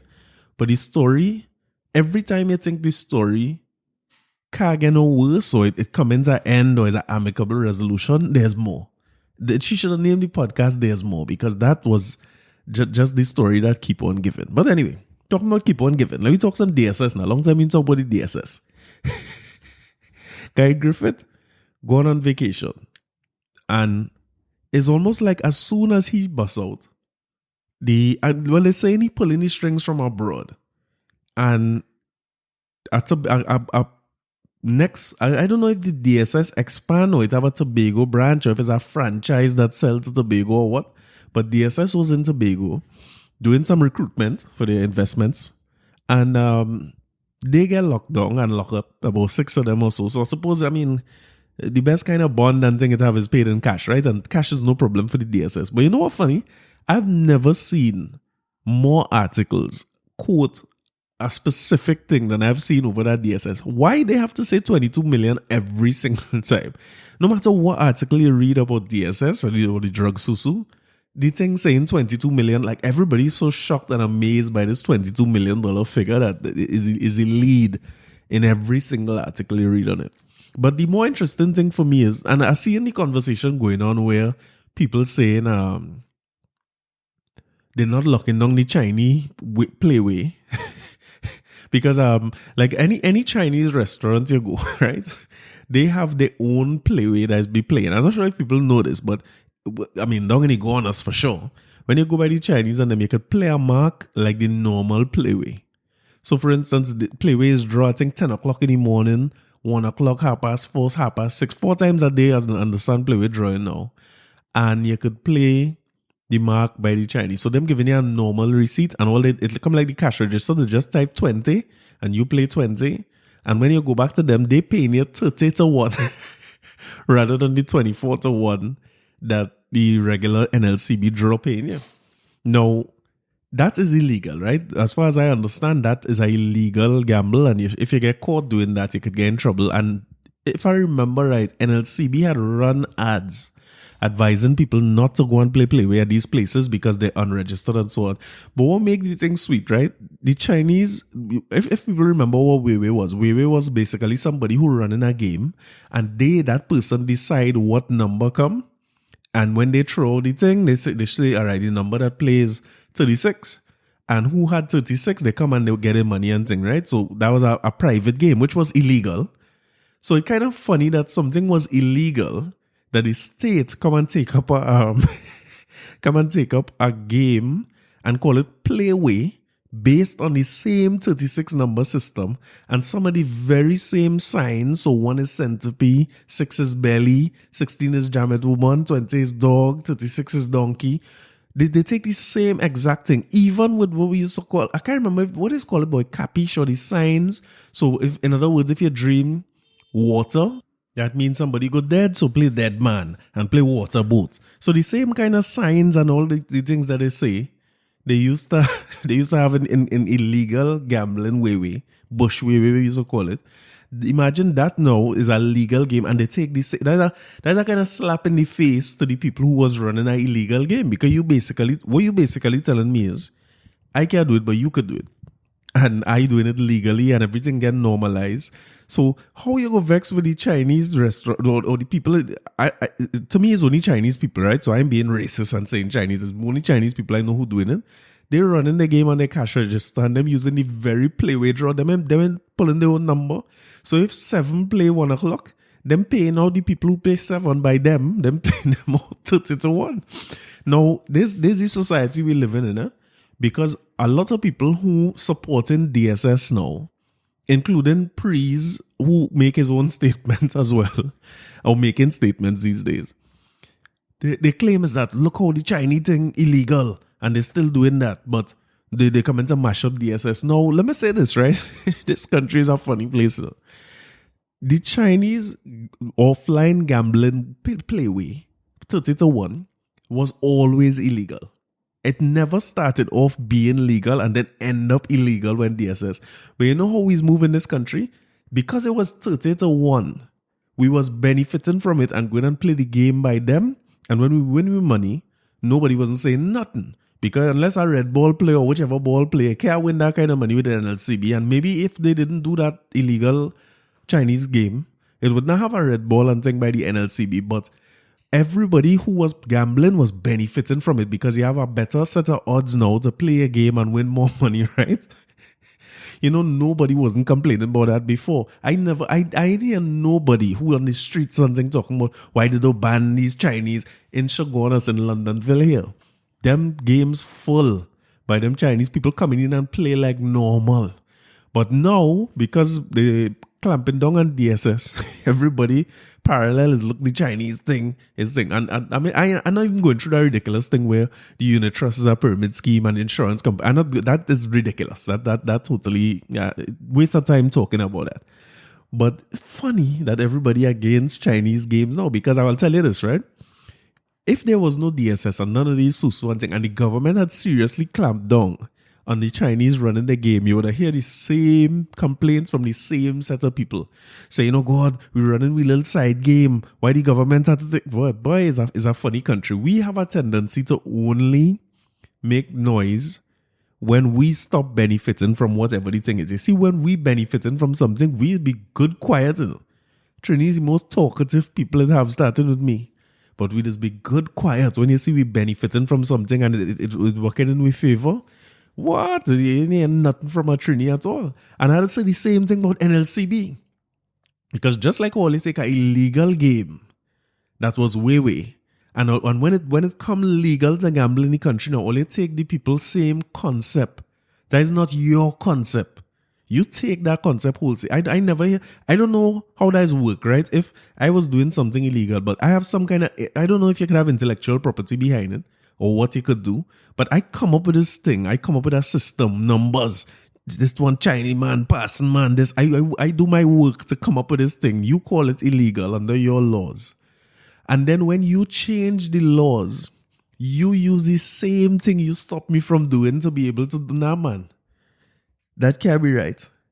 And worse, I mean, from what I know, plenty of what I know from Wewe, I learned from my father. Now, me and Selenia, the man was no bush Wewe man and thing, or my grandfather was a Wewe man. I ain't saying he was or he wasn't, or he never used to play Wewe and thing, I don't know. But let me tell you how I learned about Wewe. It's from Calypso again, you know. It had a song. It used to say, Banker does win, banker does lose, banker does end up in the jail. The way banker, the way banker. And I really just growing up hearing that song. My father used to play that song all the time. And I asked him, well, what's that way banker?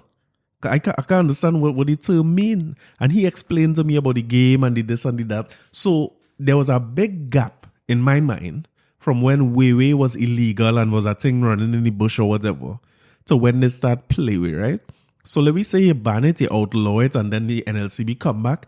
Let's assume they make it legal. Let me assume they pay royalties to the original creators of Weiwei, I hope. And they come with a thing. But you're telling me that now, in this moment, when DSS being, boy, listen, it being vilified in the streets, right or wrong, right? I you know where I stand on this. I'm not in support of anything where people could lose their money in droves. I think it would be detrimental in the long run and all that. But people is big people, and people could put their money wherever they want to put it.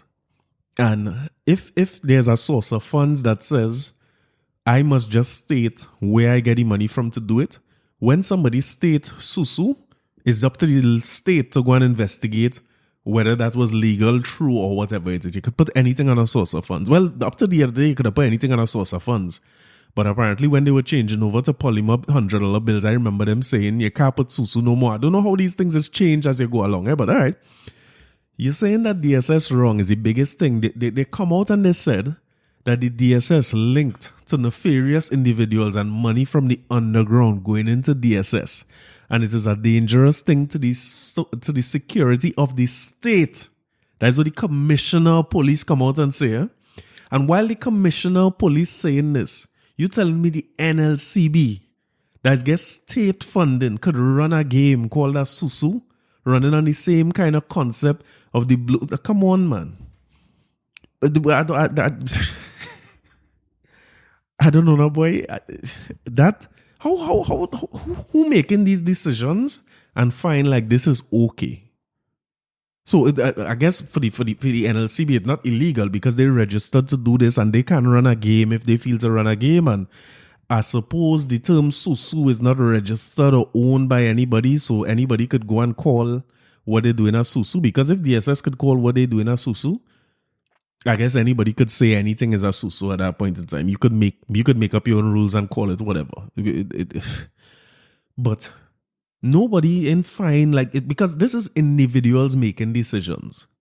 This is individuals, people in companies, and you see like, oh, you went to work today. There was in a meeting, and somebody had the idea and say susu, and more than one person, multiple people had to agree to that for that to reach to be a scratch game now.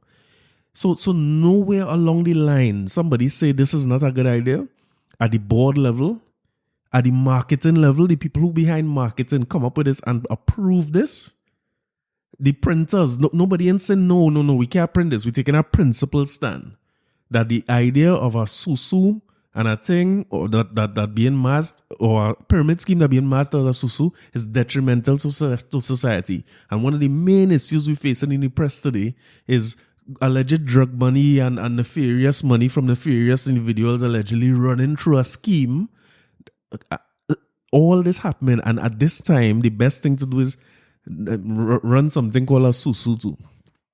I mean, the only thing always stop short is naming it DSS too, because that's popular, right? And it will sell. So the thing about it is this: you see, Trinidadian people, Trinidad Tobagonian, I ain't more put Tobagonian into it. See, Trini as people, we are some of the most selfish people that have. You see, when we benefiting from something, we almost don't care who else get damaged, who else get. Once we benefiting personally, we willing to defend that down to the last, because I can't see how at no point the same commissioner of police, he don't know that they have a scratch game called Susu that really just standing on the popularity of what is this Susu game today. He had nothing to say about that. Rollers had nothing to say about it. The opposition leader had nothing to say about it. Business, nobody. I mean, I'm tired. Is it great? I didn't plan to talk about the SS, so let me move. The real story I want to talk about in this is the police, because something going wrong with police in this country too. Now, since Gary Griffith get fired, gone on leave, suspension, he got vacation. Since he gone on vacation, they have a fellow, the police seem to have picked up right where he left off, because the second man in command, McDonald Jacob, who's the person who acted on his behalf while he gone, he bad. He let it be known that he not taking nothing from people. He lock up people from who was involved in DSS. I believe he lock up about 5 soldiers and 4 policemen and thing. And while I trying to remember who is this man name, I reach out to a WhatsApp group I in and salute to my guy Ambrose. Now Ambrose beat me up in school and I never really forget that. So my plan was to really hit Ambrose at Bellas the next time I see him. But he come through with some good info here. So if the info good and it's valid, I wouldn't hit him the Bellas. But if this proved to be not true, he got to get ears ringing next time I see him.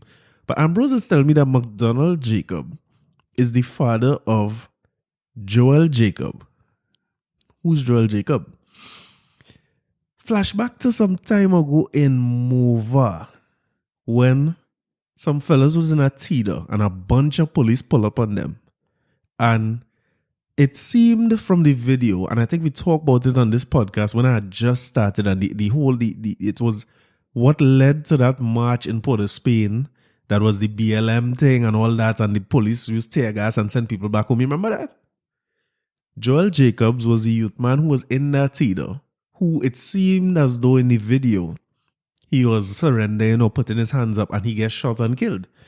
I remember as well that when they were talking about that, he was a lot of people were talking about one of the people in the car being an innocent person who wasn't involved in nothing and stuff. I can't remember if that was the person, but I remember the story clearly. And Ambrose now telling me that Joel Jacob's father is McDonald Jacob.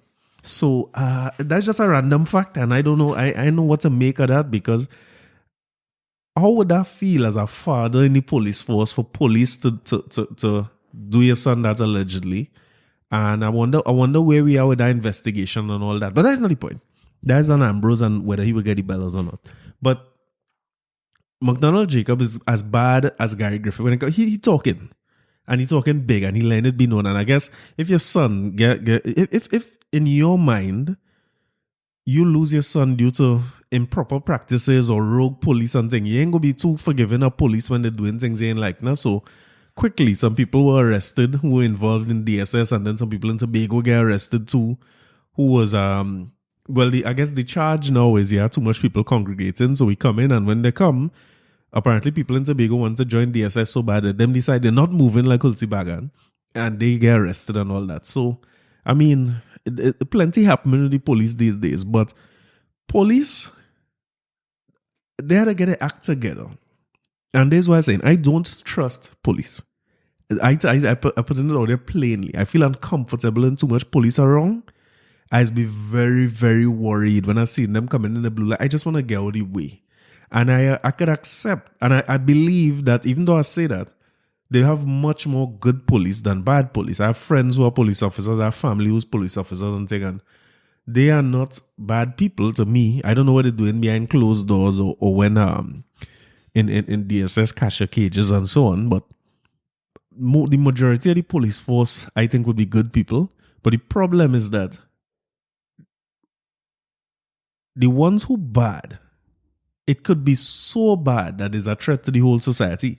So I understand when the police say this DSS is a threat to the society, but that police involved, soldiers involved, and we had to get a hold of it, and we need foreign help to be able to do that. I have no problem with that. But I believe that a huge amount of effort, time, money, and effort had to be spent on eliminating rogue police officers from the force. So, and this is why I didn't like Gary Griffith's statement saying that the fella is a soldier, he's not even a police. Who was putting money in the bosom now? This is a police operation. You have to take responsibility for what is happening under your watch. You can't just be bad when you're talking, and then when things go wrong, you want to cry and say, Denise Ren don't like you, and this one don't like... Dude, we grown. We've very much grown up. This is not tiddlywinks. It's football, according to my boy channel. This is real McCoy. This is a real world. So you can't want to accept plaudits when things go well and talk about a set of charts you like to show about serious crime going down, this, that, and the third. And then when anybody have anything bad to say about the police, you spending time trying to figure out how much articles Denise Ren write about the police over the last how much ever time. When, according to what's my girl name again who like to rougher boy? Urvashi. According to one Dr. Nandram tell Urvashi Rupnarayan, a simple Google search will show some things that happen with the police, and this is in the last about 6 weeks or so. One was a sentencing for something the police do, the others is happening this week. So we see what happened with DSS and the raid, and people who was on the raid who turned out to be defense force people on a police joint operation, or what I would call a police operation. That happened, right? Man gone to the Susu money and thing, and I don't know what happened with that, and nobody really never said that more. That the figure remained 22 million despite how much he put in his bosom. Beyond that, I see over the last few weeks that they're showing here a woman who was playing a police officer. She pretending to be a police officer. I ain't making this up, you know. She playing she's a police officer and basically organizing her own roadblock. She went in the station and have them saluting and things. So, according to the Express, for months, a 46-year-old woman pretended to be a police inspector. Under this guise, she entered the secured buildings, obtained sensitive information, conducted her own traffic exercises, and visited murder scenes and secured information about victims. Police also believe she conned people out of money. This happened in real life. And they said the woman went in a police station and people stand up and salute. And I say, but what is we coming? This is the same police, eh? The same police who Gary Griffith vex when they write an articles about him. That is your responsibility, pal. That is a job that you take. And McDonald Jacob in the same boat now. You're responsible for this. So I would love to hear much more from them being said about their own officers who playing the fool. Because I'm trying to understand. Now, the woman was not an officer, so I'm not talking about her. I want to know who is the police that she get to go and conduct a roadblock and traffic exercise. And who's the police that allow her to go on a murder scene and things. So all you need now is a uniform then. Because you know what they tell us? They said multiple times that when you see police and them kind of things, show them the respect by pulling over, turn down your glass, getting your license and insurance and things. And we have been asking for a long time.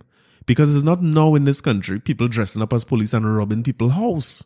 And every time you ask the question about what you're supposed to do if a fake police come there, man, it starts to backtrack. You ever watch them on Beyond the Tape? Stephen Williams used to be there from time to time, and Alexander and them, and they telling you basically, well, you have to check the badge number and do diligence, but you have to, by law, if the police ask you thing, you have to answer the police and whatsoever. So, fake police fooling the real police, but we supposed to be able to know how to differentiate it, right? So, all right, cool. Next story, totally unrelated. I reading from the CNC now. I'm going through all the, so you can't say I'm making up, I'm going to all the different media houses and find something more police fail. Within the last 6 weeks, a police constable and civilian have been charged with a $680,000 robbery. The police officer has also been charged with misbehavior in public office. PC Nicholas Roberts, who was last assigned to the Western Division, and Tevin Morrison of Le Platte Village, Maraval, appeared virtually before a Port au Prince magistrate yesterday to answer to the charges. According to reports at about 6:15 on the 3rd of October 2020, like just the other day, a courier employed with a clothing store outlet reported that he was stopped by two men dressed in police uniforms. So he didn't just bring his partner, he gave partner one of the uniforms away. You find a man his size and you roll with him, right? Two men dressed in police uniform who appeared to have been conducting a roadblock along the Western Main Road Cookery near Paragon Sports Club. You know Paragon, right? That's just close to West Mall. All the highfalutin Bayview people is be going there all the time, right? By Paragon. He was asked to come out of his vehicle, but then tie-strapped and robbed of his personal items, including a A10 cell phone valued at $1,500, 120 US, and TT 1200. He was also robbed of $677,277 in cash and $1,500 US, the property of employers. Hold on, right? You stop a man to rob him. This is nothing to laugh at, right? But you stop a man to rob him because you clearly know who he was and you know what he carrying, right? The man has $670-something thousand in cash and $1,500 US. You take the man little hungries too. You take the man little 120 US. and you 1,500 and you take the man. Well, I guess they take the phone so you can't call police. Well, so you can't call me then. I take the phone so you can't call and tell on me to my own people. But you take the man little money boy. I don't know. I don't know now, boy. I shouldn't laugh at this. I guess, boy, I don't know. Let me get serious. You get 600 grand, and you ain't say, well, all right, well, hold on to your little money. You know, you have a 1,200 and 120 in US. You take the man thing too. So that's police too, right? And not that they're not making statements about it and thing, eh? But this is what, in other words, if you are addressing crime in the country as a whole, this is something just like how when you see an article you don't like in the papers or comment you don't like on Facebook, how quick he is to respond on it. It's not like he responding while he unsuspect. Wait, he on again? While he out there watching football, he's still finding a way to be in the mix. Respond to these things real fast too. And call immediate press conference and a big thing, because it is a big thing. If I stop, I have my little process for roadblock, as I tell earlier. All my glasses down, all my house light, I put on all the light and thing. And I have my license and insurance in my hand one time. Because I think the roadblock is for my benefit. I always look at it like that. If the roadblock catch criminals, that benefits all of us. But imagine I in a roadblock now and I comfortable, I see in police, so I good. Only for the police to take the company money and my little change too. Now let me check out what the news they had to say. Different source again, just to make sure I know it coming from everywhere. I ain't making this up.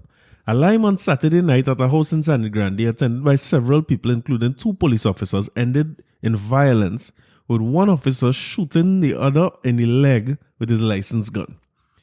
According to the police, about 11 p.m., a 31-year-old SRP who works in a gender-based violence unit at the Eastern Division reported that he was liming at a home of a 49-year-old woman in Quastrace in San Grande with several people, including a 30-year-old constable who is based at the Police Training Academy in St. James. So he, a little older, the youth man is 30, right? During the lime, the constable was having a conversation over the SRP's sister, with whom he had a previous relationship. The constable police said became agitated and armed himself with a knife, which he held to the SRP's neck. So he grabbed the man and put the knife to the neck, right? The SRP pushed away the constable, who then grabbed a shovel and advanced towards the SRP, who then took out his gun and fired a shot, hitting him on the upper right leg. The SRP then escaped by climbing over the perimeter wall. I want to laugh. Since the front gate was locked, and contacted the San Grande police station. All right, let me get serious. I try not to laugh at these things so much. The image I get in my mind when I read these things is like 2 always police, 1 always shoot one another. You jump the wall where you're running going, and then when you run go now, you're going to call the very said police. I wonder what our police call.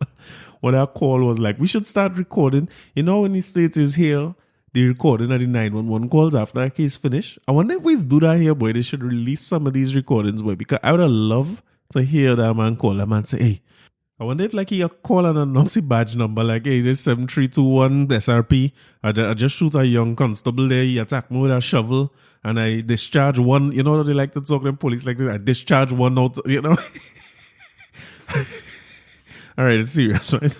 Hey, let me stop laughing. The point I'm trying to make overall is that the things that we see, and I just gave you a snapshot of what happened. This is all within the last 6 weeks. People getting convicted of things. Police who, I mean, even you hear a lot of stories about come out in a police about police cleaning his gun and it discharge and shoot somebody else. Them stories is have some doubts, you know. Anybody whoever people who have the license firearm and thing. Somebody message man tell me how easy or difficult it is to mistakenly fire off a wrong while you're cleaning a weapon. I don't want to talk out of turn. I don't see it as a very easy thing or a very common thing, but I could be wrong about that. So somebody had to help me with that. And I ain't knocking no good police who out there doing their job, eh? Because I mean, all of us, like I remember people playing police and thing. At that time, I man used to real play prefect and thing in Fatima, you know. And you see them young boys and them come in, I playing prefect. Them and no prefect have badge and all these kind of things. I just played prefect and seeing who I get advantage in school, really. So I mean, I guess it's human nature and thing. And one of the easiest ways, I suppose, to rob somebody is to pretend to be the authority. If you plain use the authority, you could get people disarmed real fast. And I could tell you this, like, when I have a good partner of mine, Sheldon, coming to salute my guy Sheldon. When I do A levels in Tranquil, I was with Sheldon there. And Sheldon is a policeman now, and I know Sheldon is one of the brightest men I ever went to school with. Fatima or Tranquil. And Sheldon went into the police force. So I don't want to cast aspersions on the whole force, but like who was it, boy? One of these comedians, I think it was Chris Rock, who was saying that certain professions can't really have people who bad at it. It would have zero tolerance for people who bad or who corrupt.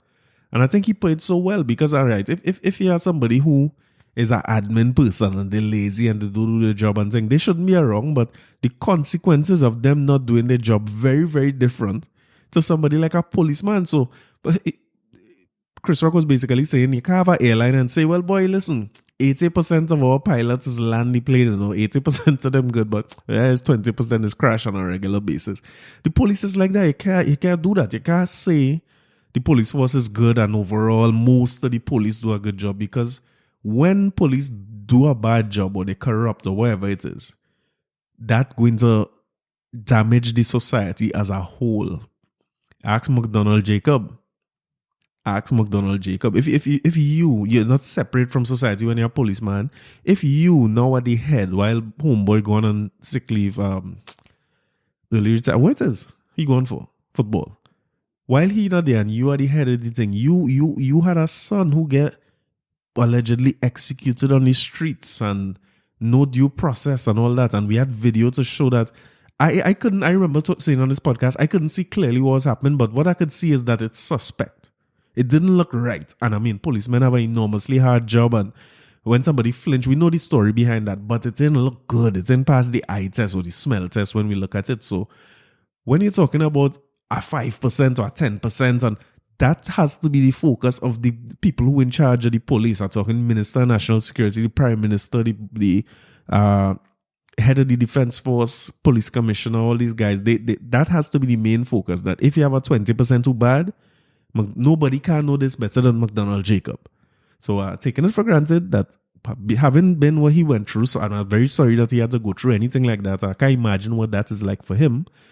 But every meeting he go in, he should first start by saying, guys, we had to eradicate bad police.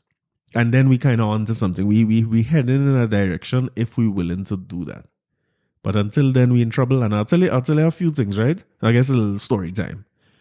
My experience in Jamaica was unique when it comes to police, because something that I never see in Trinidad, I used to see in Jamaica on a regular basis, and sadly participate in it too, right? The confession time. So in Jamaica, I remember driving out. I always late to far flight, right? So I drive in to head out to the airport. If you ever been to Jamaica, you know that airport in Kingston, Norman Manley Airport. You're driving out of Kingston and you're heading towards the airport, and there's a long peninsula, basically, and the airport is almost to the end of that peninsula. So, just like any other airport, there's a place people hustling to go because you're last minute. Like me, you could barely make your flight. And I head in there, but I had to come home or wherever I was going, and I doing some over the speed limit, basically. And boy, as I break a corner, police come and pull me over. Now, a bummy, because now I'm going to get a ticket for sure. I live in there, so I suppose I could pay my ticket when I come back home or whatever. But again, more important thing to me now is that I might miss my flight because of this. So I look in begging mode. So the man come and he's like, what license and insurance is that? I hand him everything, and I was like, he said, where you from? They used to laugh at we license, let me tell you. Trinidad like to play like the real advanced and thing, but them days we had the old license where it laminated and thing. And listen, when you get pulled over from police in Jamaica, anybody you show that license, them really used to laugh at Trinidad. I used to be mad. There's like, now, was this some kind of schoolboy thing? There's what schoolboys is carry. Thank God we get a new license. But anyway, I had him a license and insurance. He went through the normal thing. I say, well, I'm from Trinidad, but I live in here and this and that and the other. And he's like, your vehicle and all that. And he's like, yes, but look at it gun. You're going over the speed limit and this and that. And I say, officer, to tell you the truth, I have a flight and I'm late for the flight and stuff like that. The police in the serious mode, he's like, well, that don't give you a right to break the speed limit. And so he says, so what you want to do? So I was thinking, like, what do you mean what I want to do? I was like, I want to go and get my flight. So when he said, what you want to do? I say, well, boy, to be honest, I want to fly. I want to go and get my flight. I don't want to miss the flight and thing. So he say, right or left?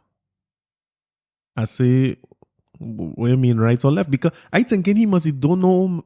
He thinking I from Trinidad and I don't know where to go to the airport, you know what I mean? So where you going from here? Going right or left? I was like, nah, not right or left, straight in the airport. It didn't right or left. I headed straight in the airport. He's like, nah, right or left. So I was like, well, what do you mean? He said, right the ticket or left for money. I said, Jesus Christ. So basically, the man this is on the street heading towards the airport. This is not secluded area waiting. The man is just basically like right or left. And I was like, well, so is either you going to ride the ticket right here or you're going to left for money with him. I ain't going to tell you what I do, right? Because, you know what I mean? The statute of limitation and all these things. And I don't support these things and all these things. So I don't do these things. But you know how it goes. So that is a real common thing in Jamaica. Real common. Another time, same thing, you know, boy, we gone. Ucho, where we went, boy? We went a place named Lucy, up heading towards the grill side. And in my wisdom, that's me, Stacey Colonel, was on that trip too. That's my cousin Dwight's wedding, Dwight and Stephanie. Salute to them. Congrats on all the new baby too. We fly into Kingston Airport, 4 hours drive to head out there. So, of course, 4 hours to come back here. And we leave last minute, boy. Here now, flying, going across that north coast, trying to get on the road, boy.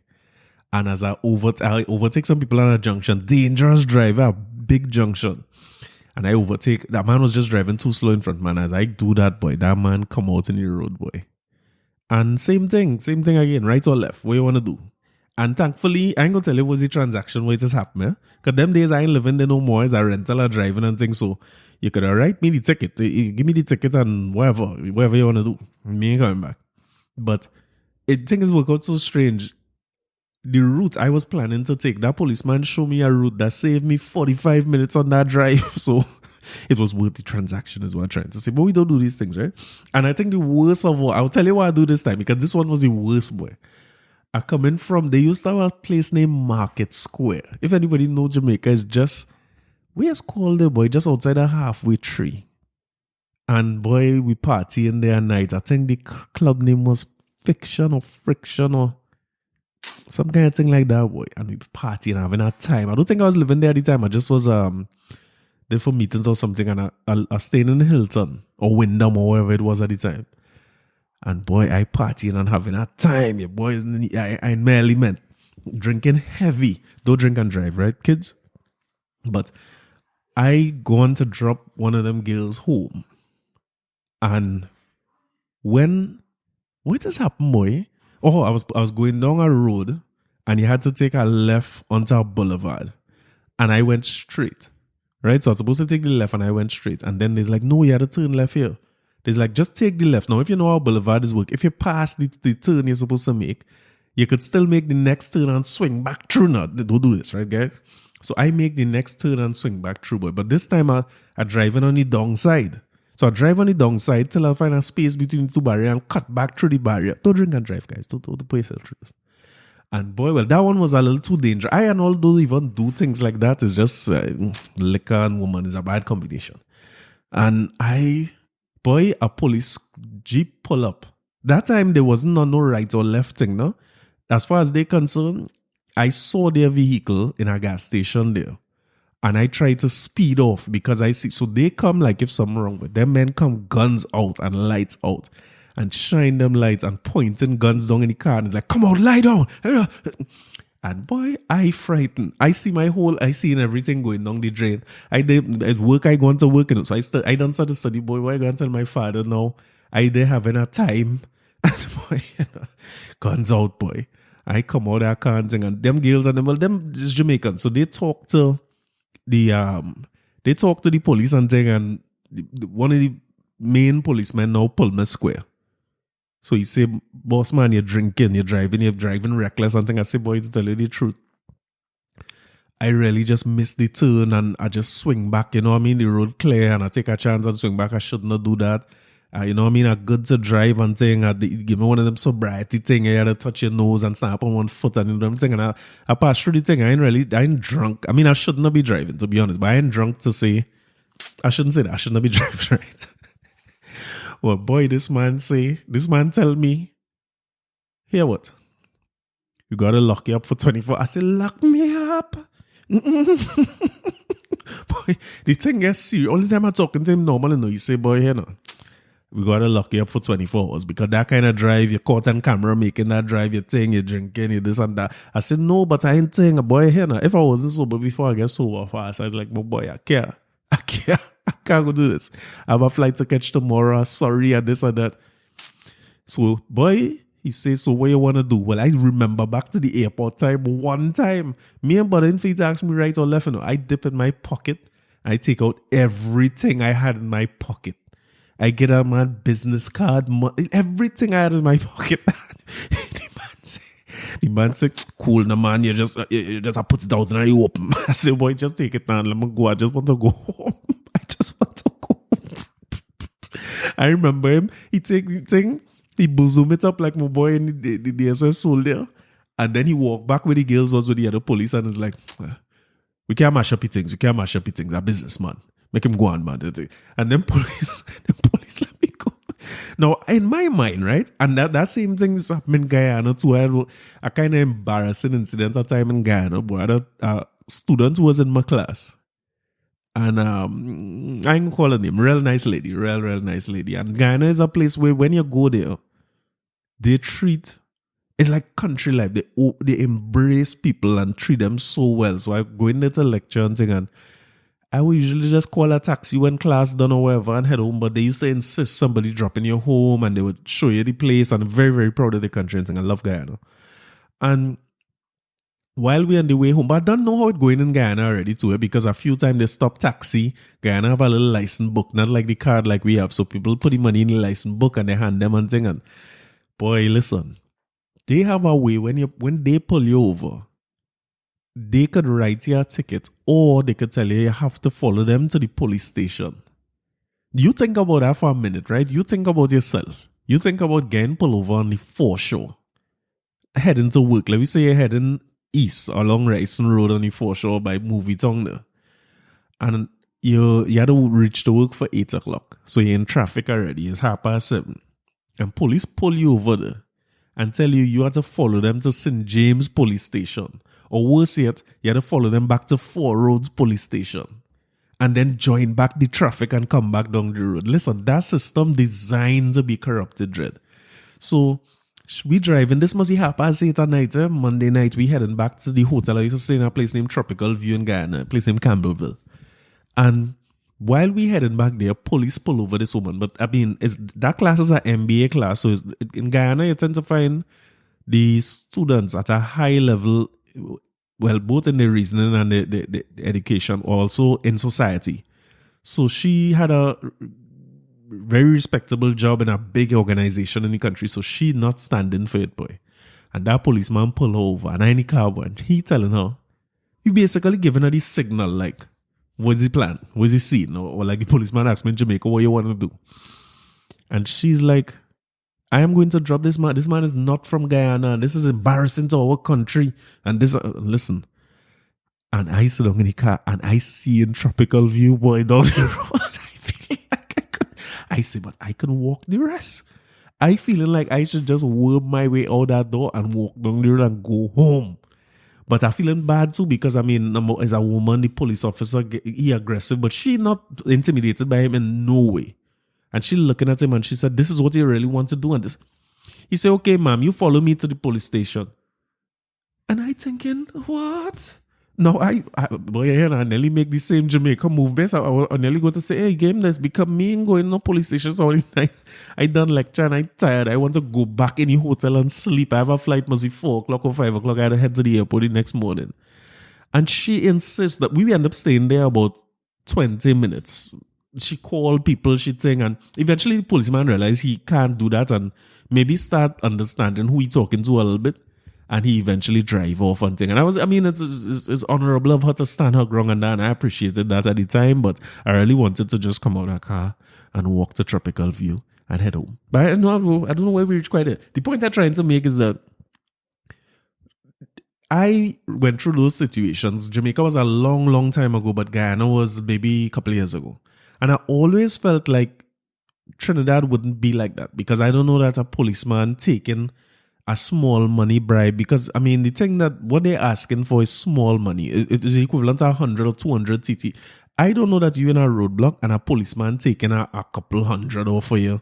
And I always felt like if you were so brave to offer a Trinidadian policeman that, you could end up in more trouble, because they're gonna charge you for bribery too. But slowly but surely, you're starting to see where the line's starting to get blurry between police and thief.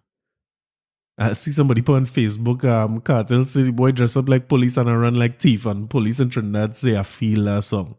I think we're starting to head there fast. We're starting to head to right or left territory. And I'm saying it's a dangerous thing.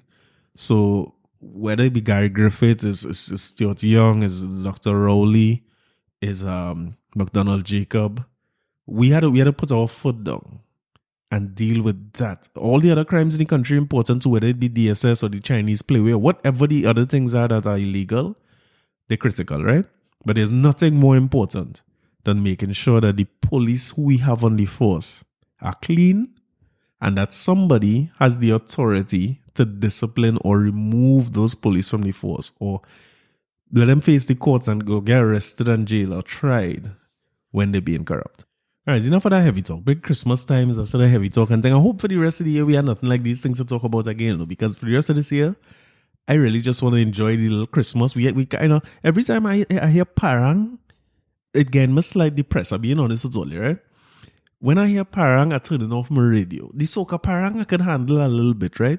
But when I hear parang like Lara Brothers and thing, it makes me turn off my radio, because it just makes me realize that we can't parang this year in the way we usually parang. And it's just sad and depressing. And then after parang, it's no carnival, it's just depressing and sad. And only last week, I had a real good opportunity to go down by a legend, I will call him. And I think all of us should call him a legend too. A man by the name of Owen Rez Johnson, you know him? That's a fellow they call Scrunter, a legend outside of in the soca, in the calypso, in the parang, soca parang, a legend all wrong. And my good brethren Colonel, who I always talk about on this podcast, and Umi Marcano have a studio called West Coast Studios. And they have a song, and I'm gonna debut this song here. I'm honored to be able to do that, because I hear this song some time ago.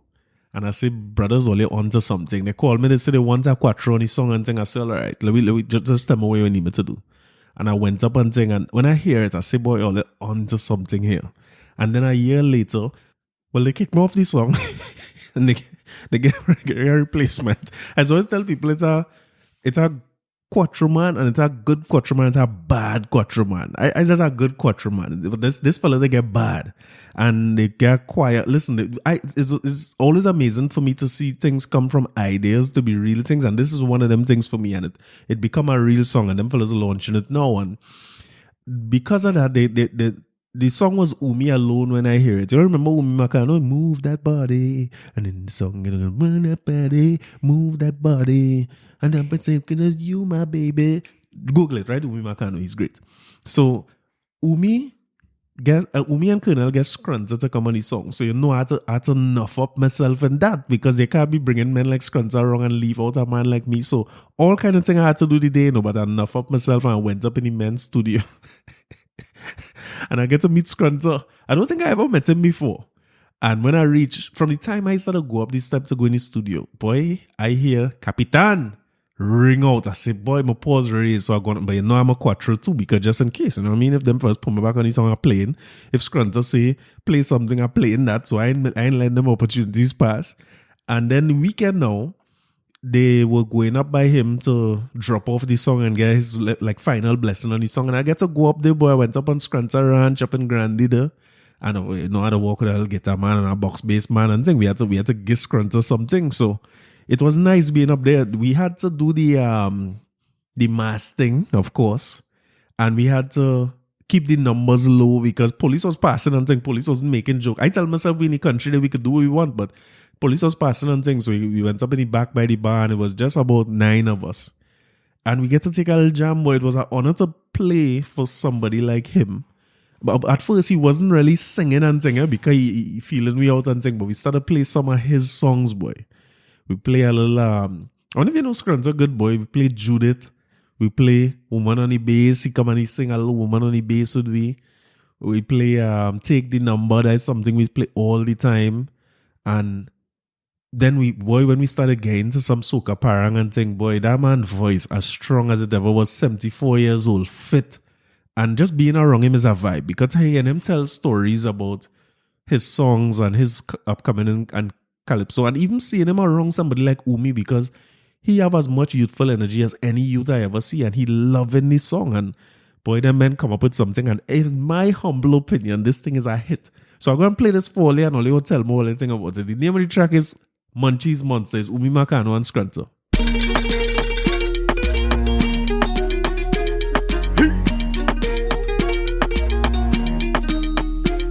Capitan.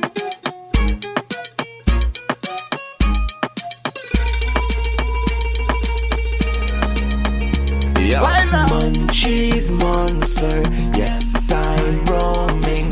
In Trinidad we call it meringue. Munchies monster, increased hunger. I smell ham and turkey, uncles making wine, it's Christmas time.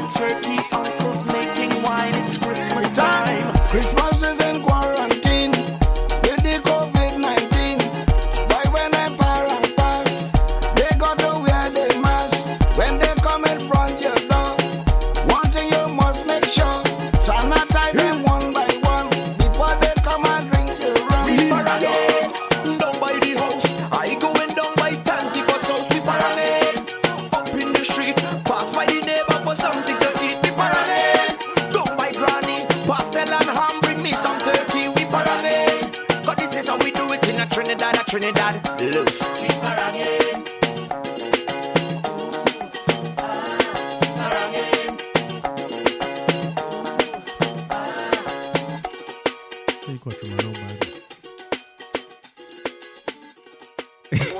Quattro man killing it down in the end, no. So the song is Munchies Monster, Umi Marcano and Scrunter, produced by West Coast Beats, my boy Colonel King. Salute. This song, that I like it a lot. It's different from anything else you will hear Christmas time. I telling Scrunter, I say Scrunter there's a zest parang, you know, he's the first man do a zest parang. They men take a kind of dancehall beat and put it together with a parang. So I was glad to see that lift up my spirits a little bit, and the little one kind of play we get to play with Scrunter is something else, boy. That was a nice one. That was a nice one. So I hope them fellas do good for the season. I know what will happen this season in terms of performances or what the virtual parang. I don't know. Some of them things too sad for me to think about. Just imagine you had a virtually. I ain't doing no Zoom parang and thing. You know? I tell people one time I'm not doing that awkward Zoom parang thing where I singing out my liver string. Me and know if you hearing me, I watching you on the screen, you're dancing out of time. You're dancing in time with what you're hearing, but I seeing you out of time, and I'm not doing it. We like Scrunter say, we paranging with the mask, we washing we hand before we go in, we sanitizing. What we doing? Because people rum, this tastes so much better Christmas time. When you go by people and you see they had their rum from all about it nice. You know what I mean? It's nicer than my rum I at home. But I know what this year will bring me. So again, I guess I'll open this on COVID and I'm going to close on COVID too, because there's something that happened over the last week that I see that really, it moved me. And as a man, I'll tell you this, right? You see, like I was talking about being around Scrunter and things, them things a little emotional for me because there's heroes and legends to me. And just me getting to be around them, and I'd be so honored to be able to play something for them wrong chord like hell, but I'd be so glad to be able to play a little something for them and just show them the appreciation because, and I think he really, according to Colonel, he really appreciated because when it comes to Scrunter and them, we have the songs and we had the lyrics and things. I didn't even go down there with Daddy yet. It would be nice to be down there with my father, let him see as a side play and enjoy that, you know what I mean? He call it a mini concert, and I tell him, I say, it's a rum side I bring in, but he say we gave him a little mini concert. But being around legends like that is uplifting for me, if I could put it like that. And the reason that is the case is because I am in love. You see this little country they call Trinidad and Tobago? I am in love with this place. And I make some joke about Jamaica and Guyana and things, but these places I love. I miss Jamaica. I live in Jamaica for mostly about 2 years, a little more than 2 years, and I was there often for some time. But I love that place, and I feel, when I'm not in Jamaica for very long, I feel away. I ain't go Guyana, and sometimes I feel like Guyana is a part of me. People in Guyana embrace me. And I have nowhere in the world. My two favorite places in the world, St. Lucia definitely on the list, right? Because St. Lucia is so beautiful, but everywhere you turn, the beaches will be something else. But I'll never forget my first experience in Barbados as an adult where I know myself and things. And I could not believe what I was seeing. The first thing, we had done a little conference. And I had to go, there was an emergency with some things we needed for the conference not coming out of customs. So I literally went to work a day and there's like, hey, you gotta get to Barbados fast. And sort out this thing with customs. So I went over there and I go on down. In my mind, this is going to be stressful because I have to go down on the port and deal with this thing. And you know how that is feel here, right? Only to reach by the port or the bonded warehouse or wherever it was by the airport. And if you see how beautiful the water is, boy. I mean, anybody who's been to Barbados know it. And that water just is amazing. I expect it to like a port kind of scene, like what we know Port of Spain or when you go to my Swiss port and them in the airport, you know. But it was so relaxing and so nice just being there, boy. It was something else. And then, I mean, that was a joke compared to what I see when I went to Hilton and you're on a little peninsula and seeing both sides water on either side you look out. And Barbados is just an amazing country to me. But I had as much as I like to bad talk politicians, I have a politician who had to add to my legends list just like Scrunter. You see that woman they call Mia Mottley? So she's different. She's different. Now, I can't talk about Barbados politics on the ground, right? So when you look out, you know, as a stranger looking in, you see something different than what people might be seeing on the ground. So I don't know how well loved she is on the ground and if she might, you know, I like to call people ketchup and mustard and make joke about politicians and things. So I don't know, maybe them same things happening for her there. But since she has been elected, I always take notice of her because first, when she talk, you have to listen. When you see her as a woman and then you hear her voice, you be thinking, at first I thought it was like one of them, you know, the internet like to take people's voice and do the Mad Lips thing and do it over. Because her voice sounds very heavy, almost masculine. So at first I was like, why did any Prime Minister this? I thought it was funny, not realizing that that's her real voice. So for that alone, you have to listen when she talk because at first it's strange. But boy, when you start to listen, that woman is say something. But I hear that woman talk about something on a seminar this week. I saw the clip. And she make me feel, if it's possible to be more proud as a Trinidadian, as a Caribbean man and things, she make me feel a kind of pride. And it's only, to be honest with you, the only people who make me feel like that when my paws raise and water in my hand thing is really artists. When I listen to Calypso and thing, I feel that way. But boy, she instilled some pride in me there today or rise up something in me because when she speaks, number one, she's not talking from a script. So you're not getting the general political message stance from her. It's almost like she talking like she just loved the Caribbean too. That woman, I mean, she was basically, it was a seminar that was talking about pivoting and where Caribbean countries or brands in general and companies have to pivot now. And we trying to figure out where's the Caribbean pivot. We had to figure out what we're going to do given this COVID situation and all this. We had to figure out where we're going. And she was talking about that as a people. And she went into something to talk about what she called cultural confidence or lack of cultural confidence. And boy, that was a hell of a speech. But she embodied the way I feel and maybe caused me to feel even stronger about some of the things I feel like we are enough. What we have as a culture that is ours, as we embrace, and sometimes that we take for granted, is one of the greatest creations in the world. So when I sit down here and I talk about Calypso and make joke and sing for 2 hours, I mean the jokes I'm making. I mean it when I play certain songs. And when Stacey's always tell me every song you play is the greatest Calypso ever written, because that's how I feel sometimes. Every day I just feel, and next Calypso is the greatest Calypso ever written. And I mean, on this podcast, I ain't even talk dancehall and thing yet, which is something I love, and reggae and them things. We didn't even reach there. But the ease with which Mia Mottley is sitting down and talking about and calling names around the Caribbean, and the genuinity that it was shown when she pulled out her phone and basically said, look at my screensaver, is Bob Marley, who say some words, and them words ring true to me. And then when she talk about Rihanna and Brian Lara and Viv Richards, and she calling people from so many different disciplines, sporting, music, academics, literature. But this is not, you could see that she genuinely adores and respects and loves our culture and our people and herself and me and you. And boy, listen, I haven't been inspired by a politician, I want to say ever, but in a long time. A long time. And at that point, I was like, what we have, CARICOM CSME is like, give her, let her run it. Because the thing about it is, she embodies a certain Caribbeanness that cannot be faked. That Caribbeanness can't be, you can't put that on. You can't be pretensive about that. Our culture is so strong and it runs through our veins so hot and so thick that we could spot an imposter a mile away. That is who we are.